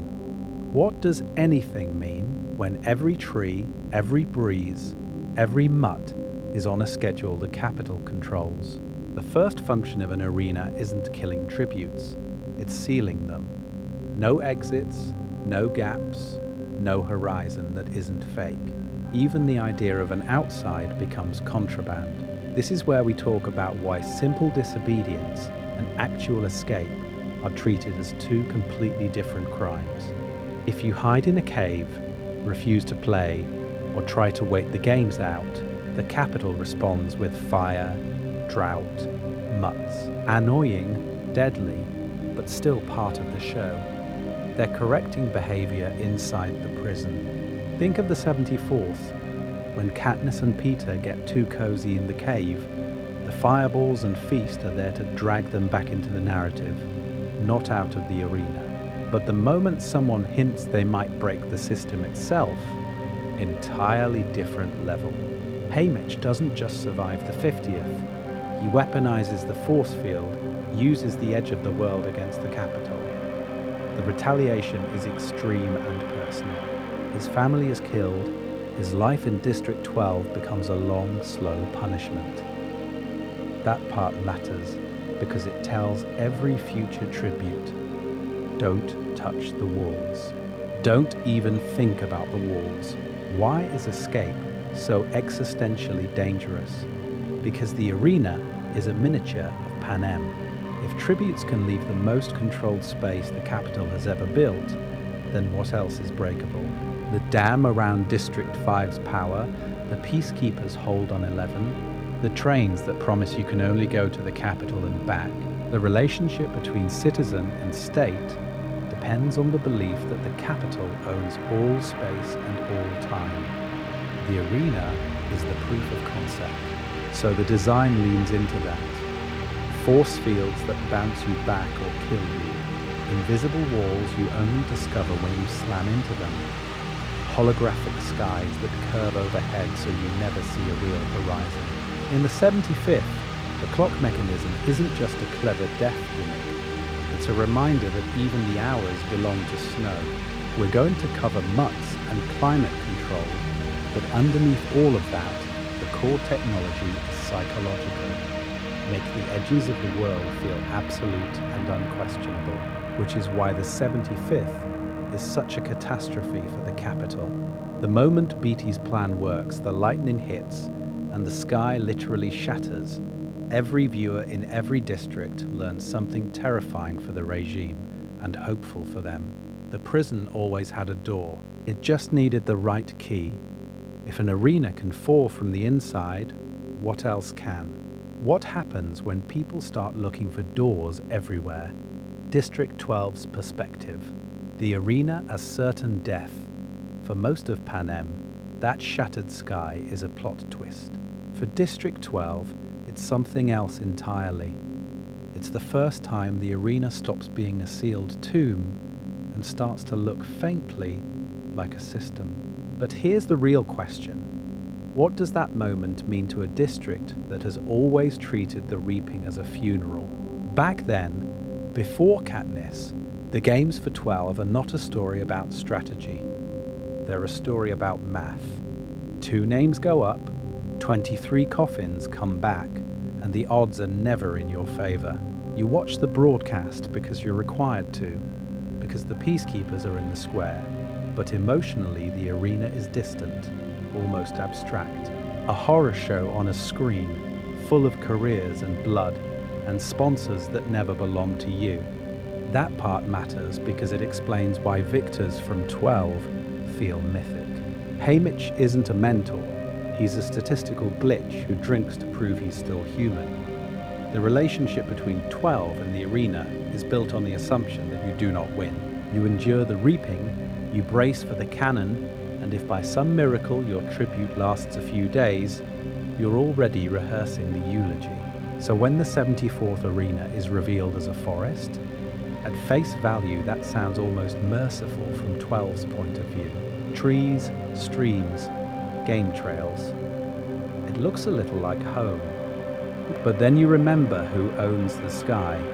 The capital controls the weather, the fire, the food, the rulebook. You might recognize the plants, but you cannot predict the firestorm that herds you toward the careers, or the tracker-jacker nest that turns the canopy into a weapon.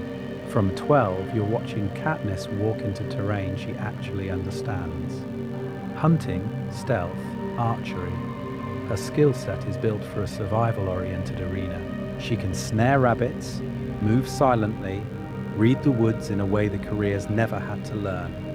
There is a lot to uncover here, because for once, the games accidentally reward poverty. The very skills that kept her family from starving become marketable to viewers, but the ceiling on that advantage is obvious. She can't shoot an engineered fire. She can't stalk a force field. She can't out-hunt a pack of mutts designed from her dead friend's DNA. Every time the capital intervenes, sending the fire, spawning the mutts, changing the rules midstream, you're reminded that no amount of talent was ever supposed to beat the system. And then, she does something worse than win. She breaks the logic of the arena on camera.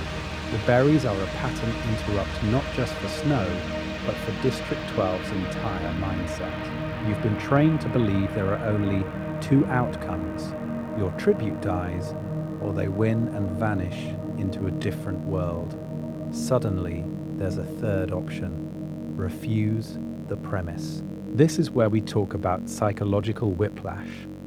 Overnight, the footage you watch for mourning turns into footage you watch for instructions. How did she get sponsors? Why did she team up with Rue? What does it mean that a girl from 12 forced a rule change? The arena stops being a black box of death and becomes a twisted classroom in how to embarrass the capital. And here's the real question the capital never wanted 12 to ask. If one starving hunter can turn their own stage against them, what happens when a whole district starts treating every arena, every mine, every fence the same way? That is the narrative shift. The games no longer promise only death. They accidentally promise that the system can be outsmarted. And once 12 sees that, you can't go back to funerals of the reaping. You start waiting for the next move. Mid-tier districts. When the arena accidentally levels the field, And once 12 starts waiting for the next move, the capital has a new problem. What happens when the arena accidentally gives that same opening to districts that were never supposed to be contenders? This is where we talk about the mid-tier districts. Think 5, 6, 9, 10. Not starving in the seam, not training with swords from age 6. They sit in that uneasy middle. At face value, they're background tributes. Filler, the kids you forget the names of halfway through the broadcast. But here's the real question. What happens when the arena is built for their skill set instead of the careers? District 5 lives in power plants and reactors. District 6 knows transport systems, engines, long shifts that never end. District 9 and 10 are buried in grain and livestock, spending entire days outside. None of that screams glamorous victor. But throw them into a tech-heavy arena, a place closer to the 75th Games' clock or the 50th's hidden minefield, and suddenly the equation changes. The capital fills these spaces with control panels, force fields, automated traps. Who notices the pattern in the lightning strikes first? The kid from 1 with a spear, or the kid from 5 who's literally grown up watching grids cycle power? We're going to cover endurance too, because that part matters because of how the games are framed to the districts. When the arena is an endless jungle, a blistering desert, or a flooded wetland, brute strength and shiny armor start to matter less than sheer stamina and pain tolerance. The child who's walked miles of fields in 9, or chased half-wild cattle in 10, has a relationship with exhaustion that a pampered career just doesn't. You can't volunteer your way into calloused feet, so why would the capital risk that? Why design a stage where a mid-tier district can realistically win? The reason is the same one behind Victor's village: controlled hope. If only 1, 2, and 4 ever produced victors, the games start to feel rigged even to the most beaten-down audience. A surprise victor from 6 who outlasts everyone in a plague-ridden arena, or a quiet 5 engineer who reroutes a mutation gate, sells the promise that anyone can win if they're clever enough. There is a lot to uncover here in terms of unseen victors. The capital highlight reel will always favor sword fights and heroic charges. But imagine the games we barely hear about. The medic from 6 who turns basic arena plants into antiseptics and outlives stronger opponents by simply not getting infected. The grain worker from 9 who reads wind, soil, and seed heads to spot which berries are safe in a jungle arena years before Katniss and Peter. The 10 tribute who understands animal behavior well enough to predict where mutations will hurt the pack. These aren't accidents in the design philosophy. The capital cycles through climates and mechanics on purpose. One year it's a water-heavy arena that flatters 4. Another year it's a mechanical labyrinth that quietly favors 3 and 5. Then a brutal endurance landscape where 9, 10, even 11 can dream. The question isn't whether they're fair. The question is how much hope you can inject without ever threatening capital control. Because once you see the pattern, you realize the arenas aren't just killing tributes, they're rotating aspiration. And in the next section, we need to ask what happens when that rotation hits the upper districts and the careers start to notice their monopoly slipping. Book versus movie arenas. What changed?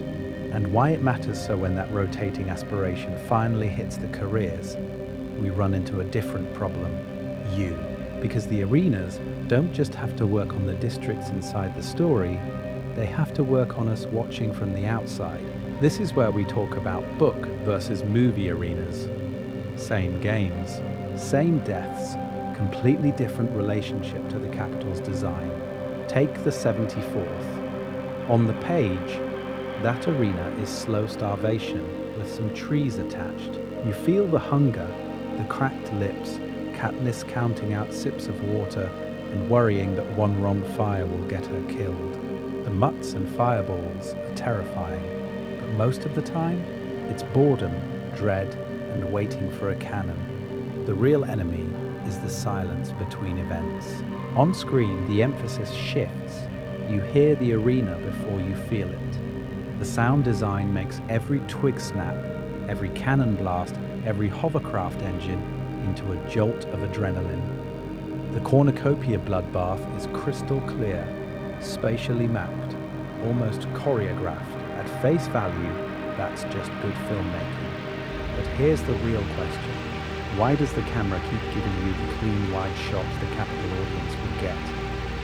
Because the film leans into spectacle. The firestorm becomes a chase sequence. The mutts are a monster reveal. Even the tracker-jacker hallucinations are cut down to a tight, trippy montage instead of the prolonged, disorienting nightmare from the book.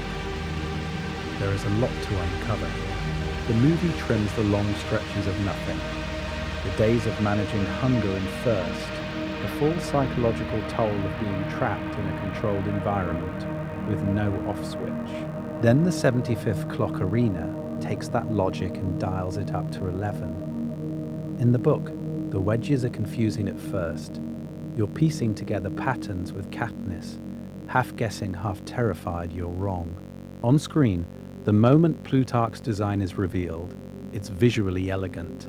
A perfect circle, neat slices, every disaster clearly labeled by geography and time.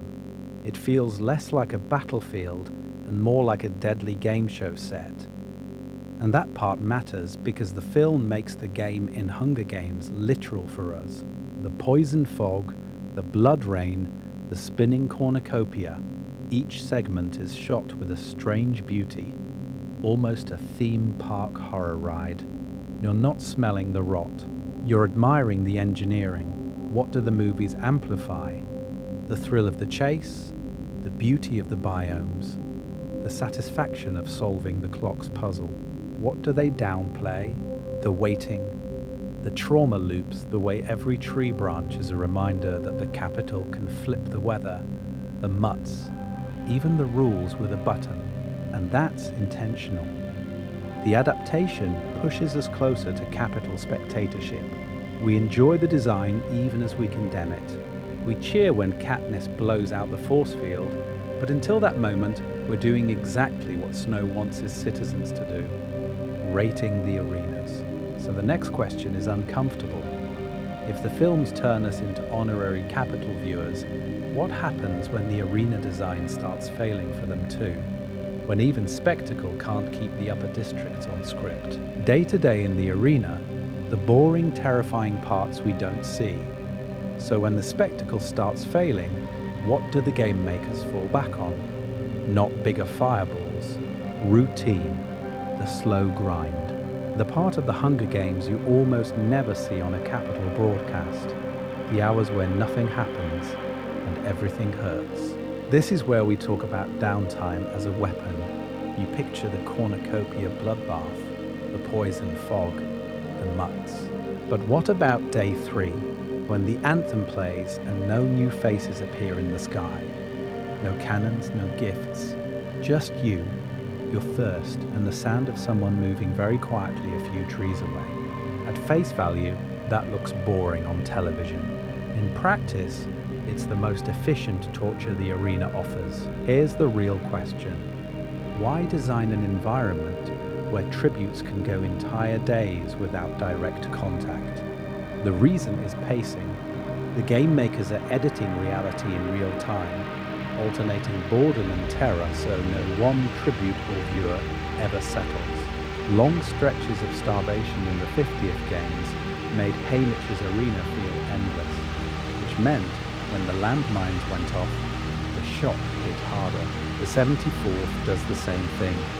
Hours of Katniss wandering, then sudden fire, sudden tracker-jackers, sudden rule change. We're going to cover the micro-design behind that. Water sources aren't just scattered, they're placed to force relationship and conflict. In the 74th, the only reliable lake sits in open ground, perfect for careers to dominate. Edible plants are seeded unevenly, so one quadrant might quietly sustain a patient tribute, while another becomes a starvation zone. Even the so-called safe zones, the trees for Rue, the beach in the 75th, are temporary. Sooner or later, the fog rolls in, the monkeys attack, the lightning strikes. Safety is just a setup for betrayal. That part matters because it erodes you psychologically long before anything kills you. You never sleep deeply. You never eat enough. You never have privacy.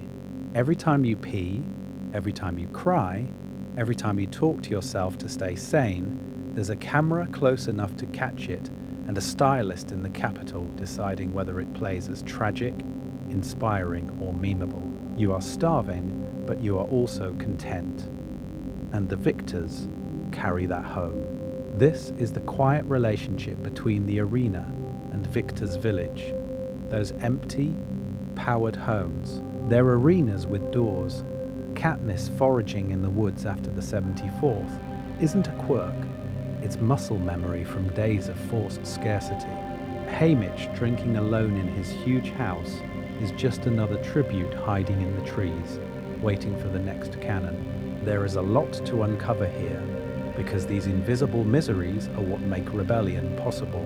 When Snow pulls Victor's back for the 75th, he isn't just threatening their lives again, he's confirming their worst fear, that the games never ended. So what happens when an arena finally turns that day-to-day misery back on the Capitol itself?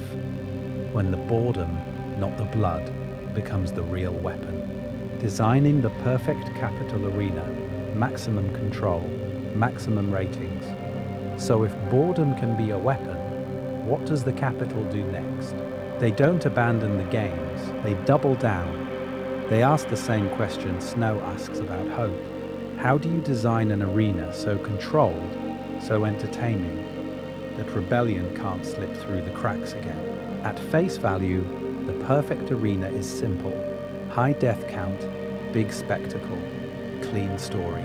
You want clear villains and heroes the audience can project onto, but no victor who can turn into a symbol. The Capitol wants tears, bets, and ratings, not another Mockingjay. That part matters, because every design choice has to serve two masters at once. Terror in the districts and comfort in the Capitol, that the system still works. So what terrain do you build when you've learned from the 10th, 50th, 74th and 75th games? This is where we talk about modular design. Imagine a massive enclosed arena divided into biomes: desert, jungle, frozen lake, mountainous rock, all separated by invisible force field seals. The Gamemakers can turn on the jungle humidity or shut down the ice storm in real time, dialing difficulty up or down depending on which narrative they want to save. You think back to the early static arenas, or even the clock in the 75th, where each wedge was locked to 1 horror per hour. So why the change? A modular arena fixes the Capitol's old problem. Once tributes figure out the pattern, control starts to slip. Here, the pattern is the lack of pattern. The desert can suddenly bloom into mutt-infested swamp. The safe ridge can become a lightning rod. To make that work, the tech has to be almost over-engineered. Adaptive force fields that can shrink the playable area without warning, pushing tributes into conflict. Platforms that rise or sink entire zones. Mutations stored below every biome, deployable through hidden hatches, so a pack of wolf mutts can naturally appear in the jungle, or a flock of jabberjays can be reprogrammed to scream a specific district's anthem in the snow. And every one of those tech moves gets sold as a surprise, not a rule change, a gift. Here's the real question. If the Capitol can tweak anything in real time, what do they do with that power? They build psychological levers. Zones where food only appears if you kill someone within a time limit. Safe shelters that open for the first tribute willing to betray an ally on camera. Feasts customized per district, offering medicine or weapons that force impossible choices. There is a lot to uncover here, because these aren't just traps. Their Capitol wants moral dilemmas that make for compelling TV. where your favorite tribute becomes the villain in 10 seconds. That shifting relationship between victim and monster is the real show. But here's the irony. The more perfect the arena becomes, the more data it generates, the more patterns a clever tribute can study. A glitch in the biome timing, a symbol in how the force fields pulse, a mutt that hesitates at the wrong boundary. We're going to cover how those tiny cracks turn an arena built for maximum control into the Capitol's next great mistake. Designing a rebel arena, how would you break the system? So, if the Capitol's arenas crack under pressure, here's the real question. What happens if someone designs an arena with the cracks built in on purpose? Not a rescue plan after the fact. A rebel arena from day one. An arena that, at face value, looks like the same old games, but quietly trains tributes to stop playing. To do that, you have to flip the priorities. The Capitol wants spectacle, isolation, and clean storylines. One winner, 23 losers, a neat little victor's arc they can sell back to your district. A rebel designer wants the opposite. Minimal spectacle, maximum solidarity. Instead of 24 individual stories, one shared refusal. The goal isn't to crown a champion. The goal is to make the idea of a victor feel absurd. So what kind of terrain does that require? This is where we talk about architecture as resistance. Instead of open plains and manicured forests that force confrontation, imagine layered spaces that swallow people. Complex cave systems where sound doesn't travel. Dense, multi-level rooms with dozens of blind corners. Shared shelters that are so defensible and resource-rich that it's strategically smarter to coexist than to hunt. The 10th games used a bombed-out arena to humiliate tributes as exhibits. A rebel version would use that same ruin to give them cover, privacy, and time to talk. Food and water are the real levers. In capital arenas, scarcity drives betrayal, so a rebel arena floods the map with resources, multiple fresh water sources, overlapping hunting grounds, medicinal plants everywhere, not just in one deadly grove. There is a lot to uncover here, because abundance doesn't just keep tributes alive, it removes the Capitol's favorite narrative, watching you decide who starves. Then you attack the tech. The Capitol leans on mutts, fire, and precision disasters to create moments. So what if the arena is deliberately glitchy? Dead zones where cameras can't see, microclimates that confuse their sensors, long stretches with no obvious mutts at all. The force field still exists, but its behavior is irregular, hard to predict from the control room. From the audience's perspective, it's boring. From a tribute's perspective, it's freedom to disappear, to build alliances the Capitol can't script. Now add subversive choices baked into the design. Doors that only open when 3 tributes stand on pressure plates at once. Safe zones that require simultaneous activation from opposite sides of the map, forcing coordination across districts. Puzzles where the reward only appears if no one has died in a set number of hours. That part matters because it weaponizes cooperation. The arena literally pays out when the kill count stays low. Pattern interrupt. What if the only way to access the cornucopia is if everyone refuses to approach it? Imagine a mechanism that scans the arena and only unlocks supplies when all tributes are outside a central radius. The Capitol expects bloodbath. The system rewards restraint. So here's the real question for you. If you had to design an arena that the Capitol would approve on paper, but that secretly teaches tributes to resist, what would you build? Hidden tunnels that connect every district's camp, a victor's platform that only rises if no one stands on it. We're going to cover how those kinds of thought experiments aren't just fantasy. They echo what Lucy Gray, Haymitch, and Katniss already started inside their own arenas. From Lucy Gray to Katniss, the evolution of arena rebellion. Those thought experiments aren't hypothetical. They're basically a summary of what rebellious tributes have already done.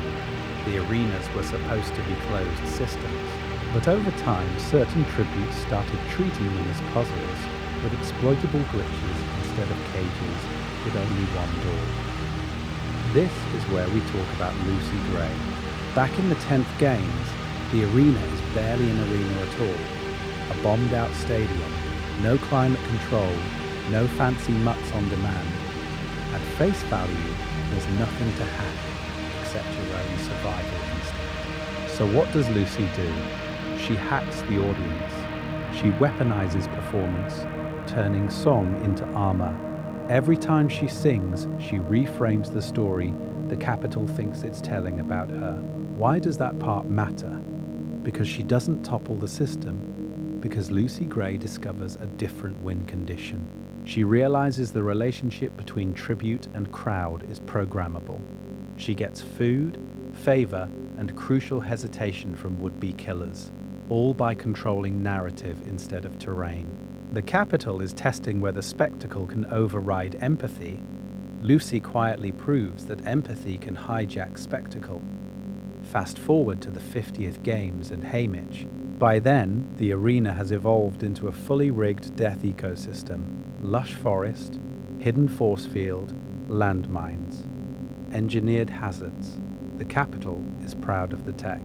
But here's the real question. What happens when a tribute stops treating those features as background and starts treating them as weapons? Haymitch maps the perimeter, studies the pattern of dead animals, and realizes the force field doesn't just contain the games, it can kill for him. When he lures his final opponent into throwing a weapon that rebounds off the field and guts her, that's the first explicit moment of arena tech turned back on the Capitol's plan. He wins by proving the system is flawed, and Snow's response, killing Haymitch's family, shows the Capitol understands exactly how dangerous that realization is. Then Katniss enters the 74th. Different arena, same fundamental question. Are you playing or are you rewriting the rules? The Capitol has spent decades refining climate control. Mutts, fire, cameras, all to steer narrative and keep ratings high. Katniss uses the star-crossed lovers angle at first, which is very Lucy Gray, but her real rebellion is the berries. She looks at the win conditions, one victor, one district, rewarded, and simply refuses to pick. The Nightlock Gambit forces a lose-lose choice for the Capitol. Either let both victors live and undermine the game's absolute authority, or let them die and shatter the promise that the games even have a point. That part matters, because every district sees it. Suddenly, the arena isn't inevitable, it's negotiable. By the 75th, the rebellion graduates from narrative hacks to literal demolition. The clock arena is the Capitol's masterpiece. Every wedge, a weapon. Every hour, a script. But decades of observation have taught rebels where the system bends. Beatty, Wyrus, Haymitch, Plutarch. They're all building on Lucy's audience manipulation, Haymitch's force field exploit, and Katniss's rule-breaking instinct. They don't just survive the arena, they use the wiring, the schedule, and the force field to blow the whole thing out of the sky. So why did this keep happening? Because by making the arenas complex, rule-bound machines, the Capitol accidentally turned tributes into game designers. The more intricate the system, the more cracks for clever people to find. And the real twist is that those cracks don't stay contained inside the dome. Once you've learned how to break one arena, you start asking a dangerous question. If the games can be hacked, what about Panem itself? We're going to cover how that mindset leaks out of the dome and infects the districts next. And the Capitol's solution only makes everything worse. Why the Capitol needed arenas, and why they were always doomed once you realize the games can be hacked. You hit the next uncomfortable step. Why did the Capitol build hackable cages in the first place? At face value, the arenas are just murder stages. But here's the real question. Why pour so much money, tech, and attention into a yearly event that keeps almost failing to do its job? Because each arena isn't just a battlefield. It's a multi-tool, punishment for the districts, entertainment for the capital, a data-gathering lab for game makers, and a way to manage hope all at once. One spectacle where the capital can watch you starve, test new mutts, measure which districts produce which kind of survivor, and still sell it as a twisted sports season. That part matters because it turns every tribute into both a weapon and a research subject. We're going to cover the structural flaw baked into that design. The games only work if someone wins. One visible victor every year, one face the districts can point to and say, that's what survival looks like. The capital needs that promise. Suffer enough, perform well enough, and maybe you'll be spared. But the second you crown a victor, you also crown a symbol you can't fully control. Lucy Gray turns her arena into a stage. Haymitch turns his into a legal argument against the force field. Katniss turns hers into a live broadcast of mutual defiance.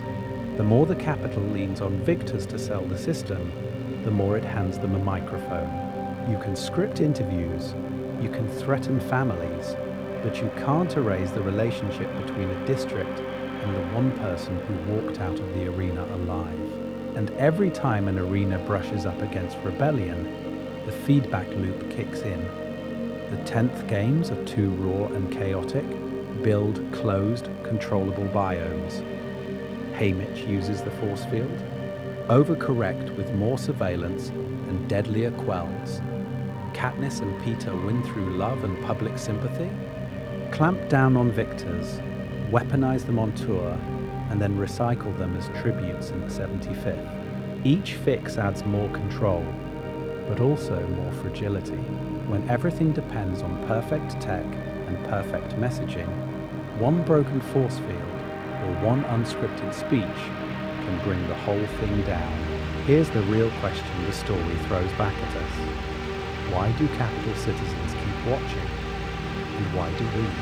The arenas are designed to make you forget you're watching children die by burying you in pageantry, betting, and clever arena twists. But the same spectacle that pulls you in also makes the cruelty impossible to ignore once the illusion cracks. This is where we talk about mirrors.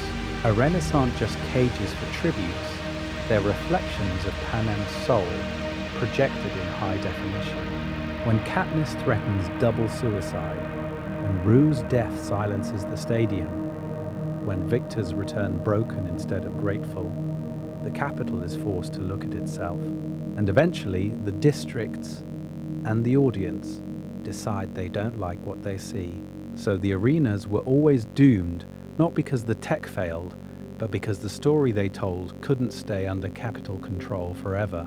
In the next section, we'll see how, once those stories escape the dome, the victors themselves become walking arenas. Portable symbols the capital can't turn off. What comes after the arenas? Panem without the games. So if victors become walking arenas, what happens when you finally tear the real arenas down? Do you just bulldoze the domes and call it justice? Here's the real question. How do you build a world where the Hunger Games can't quietly respawn under a new name? At face value, the new government has an easy symbolic move. Demolish the arenas, scrap the trains, rip out the control rooms. You picture cranes ripping through artificial jungles and clockwork beaches, force fields flickering off for the last time. It feels cathartic. But that part matters because the concrete and glass were never the core of the problem.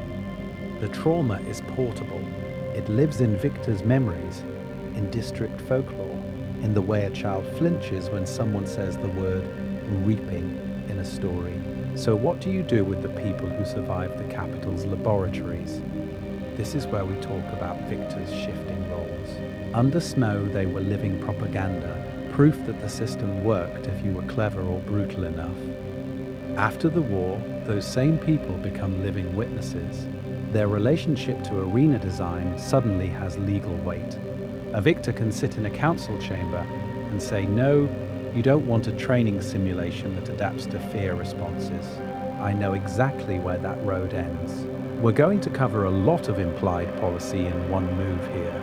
You can almost guarantee there are outright bans on mutation research, on closed system force fields, on any simulation environment that can be weaponized against civilians. Why? Because the arena logic isn't just about killing. It's about turning human behavior into a testbed. Any tech that smells like, "Let's see how people react under lethal pressure," becomes politically radioactive. The new Panem has to write into law what the Capitol never admitted. Some inventions are too close to the games to be allowed. And then there's culture. Imagine being the first generation born after the war in District 7 or 11. You never watched the broadcasts. You only have fragments, your grandmother's shaking hands, the scar on an ex-mentor's neck, the way adults lower their voices around harvest time. Games for you are not adventures or sports with bright costumes. They're cautionary tales. When someone suggests a district-wide competition, there's an instinctive recoil. The word arena doesn't mean stadium, it means graveyard. Over time, that reshapes everything from children's stories to school curriculum. History class has to walk students through the mechanics of past arenas, precisely so no one can romanticize them. The promise is flipped. Instead of "win and you'll be safe," it becomes "remember so we never build this again." And that loops us back to rebellion. Blowing up one arena was never the real victory. The real win is making the entire concept socially, legally, and technologically impossible. The moment a leader proposes just a small televised punishment, everyone in Panem should hear the echo of cannons. The next section is where we see whether that promise actually holds once power starts to harden again. Your turn in the control room. Which arena would you survive? So if rebuilding Panem means never letting another arena exist, here's the real question. If you had to step into one of the old ones anyway, which death trap are you betting your life on? You only get 4 doors. The 10th Games is Crumbling Stadium, where you're penned in like an exhibit. The 50th's Minefield Meadow, pretty on the surface, detonating underneath. The 74th's Forest, all shadows, fire, and mutts. Or the 75th's Clock, where the arena itself runs on a schedule that wants you dead. At face value, they're all terrible. But which one do you think you'd actually last longest in? And why? This is where we talk about your survival brain. Picture that horn sounding at the cornucopia. What's your opening move? Are you going full career tribute, sprinting for weapons in the 74th's clearing? Are you Haymitch in the 50th, using the minefield as your private security system? Or are you the person who turns and runs for the tree line, trusting that distance and cover matter more than a shiny sword? There is a lot to uncover here, because the arena you pick exposes what you fear most. The 10th Stadium is all about exposure. Nowhere to hide, the Capitol staring at you from broken stands. If you choose that, are you thinking, "At least I can see everyone coming"? The 75th's Clock is the opposite. Perfectly ordered, perfectly rigged.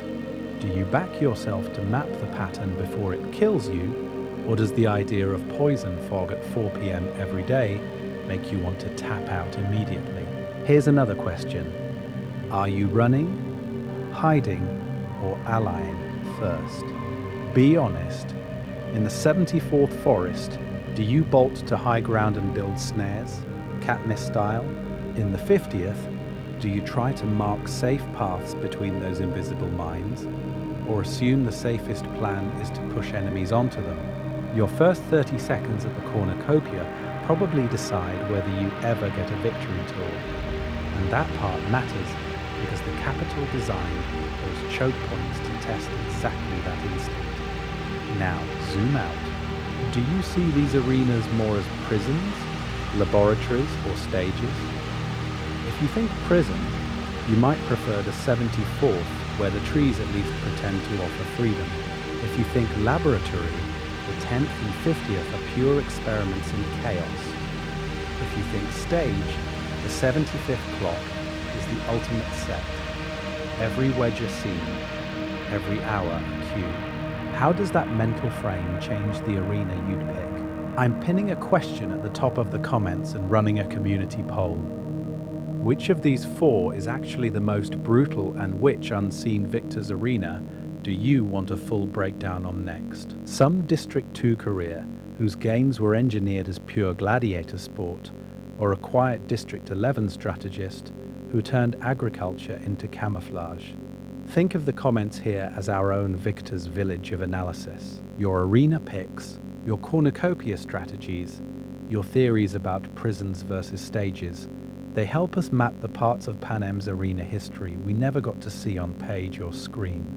And in the next section, we're going to cover what happens when those hypothetical arenas start sounding a little too familiar to the systems rebuilding around Katniss's world. Channel outro. Join the Victor's village of arena analysts. Because here's the twist. If you've stayed with me through every arena breakdown, every mutation, every force field glitch, you're already part of a different kind of Victor's village, not the Capital's version with cold marble and hidden cameras. Ours is built out of long-form breakdowns and way too many notes on Snow's handwriting. On this channel, we don't just recap the games, we treat Panem as if it's sitting in a real history textbook. We ask why the 10th arena looked more like a bombed-out zoo than a battlefield, why the 50th turned the forest into a minefield, why the 74th suddenly discovered fire and rule changes when the ratings dipped. At face value, they're just different stages. But here's the real question. What does each design tell you about the Capital's relationship with fear, control, and that carefully measured promise of hope? This is where we talk about systems, not just scenes. Every arena we've covered connects back to the same web. Victor's village as a pressure cooker, quarter quells as constitutional traps, Snow's regime using architecture and law the way other leaders use armies. If you just watched this entire arena tour, your next stop is obvious. The Victor's Village deep dive, the full quarter quell breakdown, and our run-through of how Snow rewrote the game's charter to keep every district one bad harvest away from rebellion. There is a lot to uncover here, and we're going to cover it video by video. Why did Lucy Gray's performance arena feel so improvised while Katniss is fighting in a perfectly engineered clock? Why does Haymitch's jungle arena look designed to break alliances while the 75th practically begs victors to cooperate just long enough for the force field to become a weakness? That part matters because it turns each victor into data, each rebellion into a design note for the next generation of games. If you're new and you made it this far, that tells me something. You're the kind of viewer who doesn't just want to know who won, you want to know why the board was set up that way in the first place. So if you want to keep decoding Panem's design choices, the arenas, the districts, the propaganda, the post-war reforms, you can hit subscribe and turn on notifications so you don't miss the next time we pull apart another piece of this system. And if you're one of the returning viewers who always shows up for the long nerdy "is this secretly a prison" kind of lore analysis, thank you. You're the reason we can spend 20 minutes on the ethics of Tesserae or the zoning laws of Victor's Village without anyone blinking. For now, we step out of the arena, the cannons fall silent, the hovercraft pulls away, and the cameras cut to black. But in Panem, the games are never really over. We'll see you when the next design flaw drags us back in. Hidden arenas we never saw, teasing future deep dives, but if the games are never really over, what about the ones we never even got to see? We've walked through the 10th, the 50th, the 74th, the clockwork nightmare of the 75th. We've watched the Capitol refine its arena tech from a bombed-out stadium to a fully programmable ecosystem. But here's the real question. What happened in the gaps? What stories were so brutal or so revealing that the narrative just skips them? Start with the biggest ghost of all, the first Hunger Games. No force fields, no climate control, just a traumatized capital, a pile of weapons, and 24 children thrown somewhere and told to kill each other. At face value, you imagine a crude battlefield, but that part matters because the very first arena sets the relationship between the capital and the districts. Was it a ruined city, forcing tributes to reenact the war? Was it their own neighborhoods, turned into a live punishment tour? Then jump to the 25th quarter quell. We know every quell is designed to send a message about why the rebellion was wrong. We know the 50th doubled the tributes. We know the 75th turned victors into targets. But the 25th, totally off-screen, the card says districts had to vote on which of their children to send. So what arena do you build when the horror is that the parents chose? Do you lean into psychological torture over flashy mutts? Or do you go full spectacle to drown out the guilt with fireworks? And between those milestones, there is a lot to uncover here. 60+ arenas, never described, but absolutely engineered. You can almost feel the capital's design meetings. District 4 keeps producing strong swimmers? Fine. Drop them into an almost entirely underwater arena. Coral mazes, flooded cornucopia, oxygen pockets that run out at random. Do you make the cameras linger every time a non-4 tribute drowns, just to remind everyone which district is supposed to win? This is where we talk about district-specific nightmares. District 2, the stone and quarry powerhouse. Imagine a vertical arena carved into sheer cliffs and elevator shafts, where the ground is the danger. Tributes spend more time hanging than running.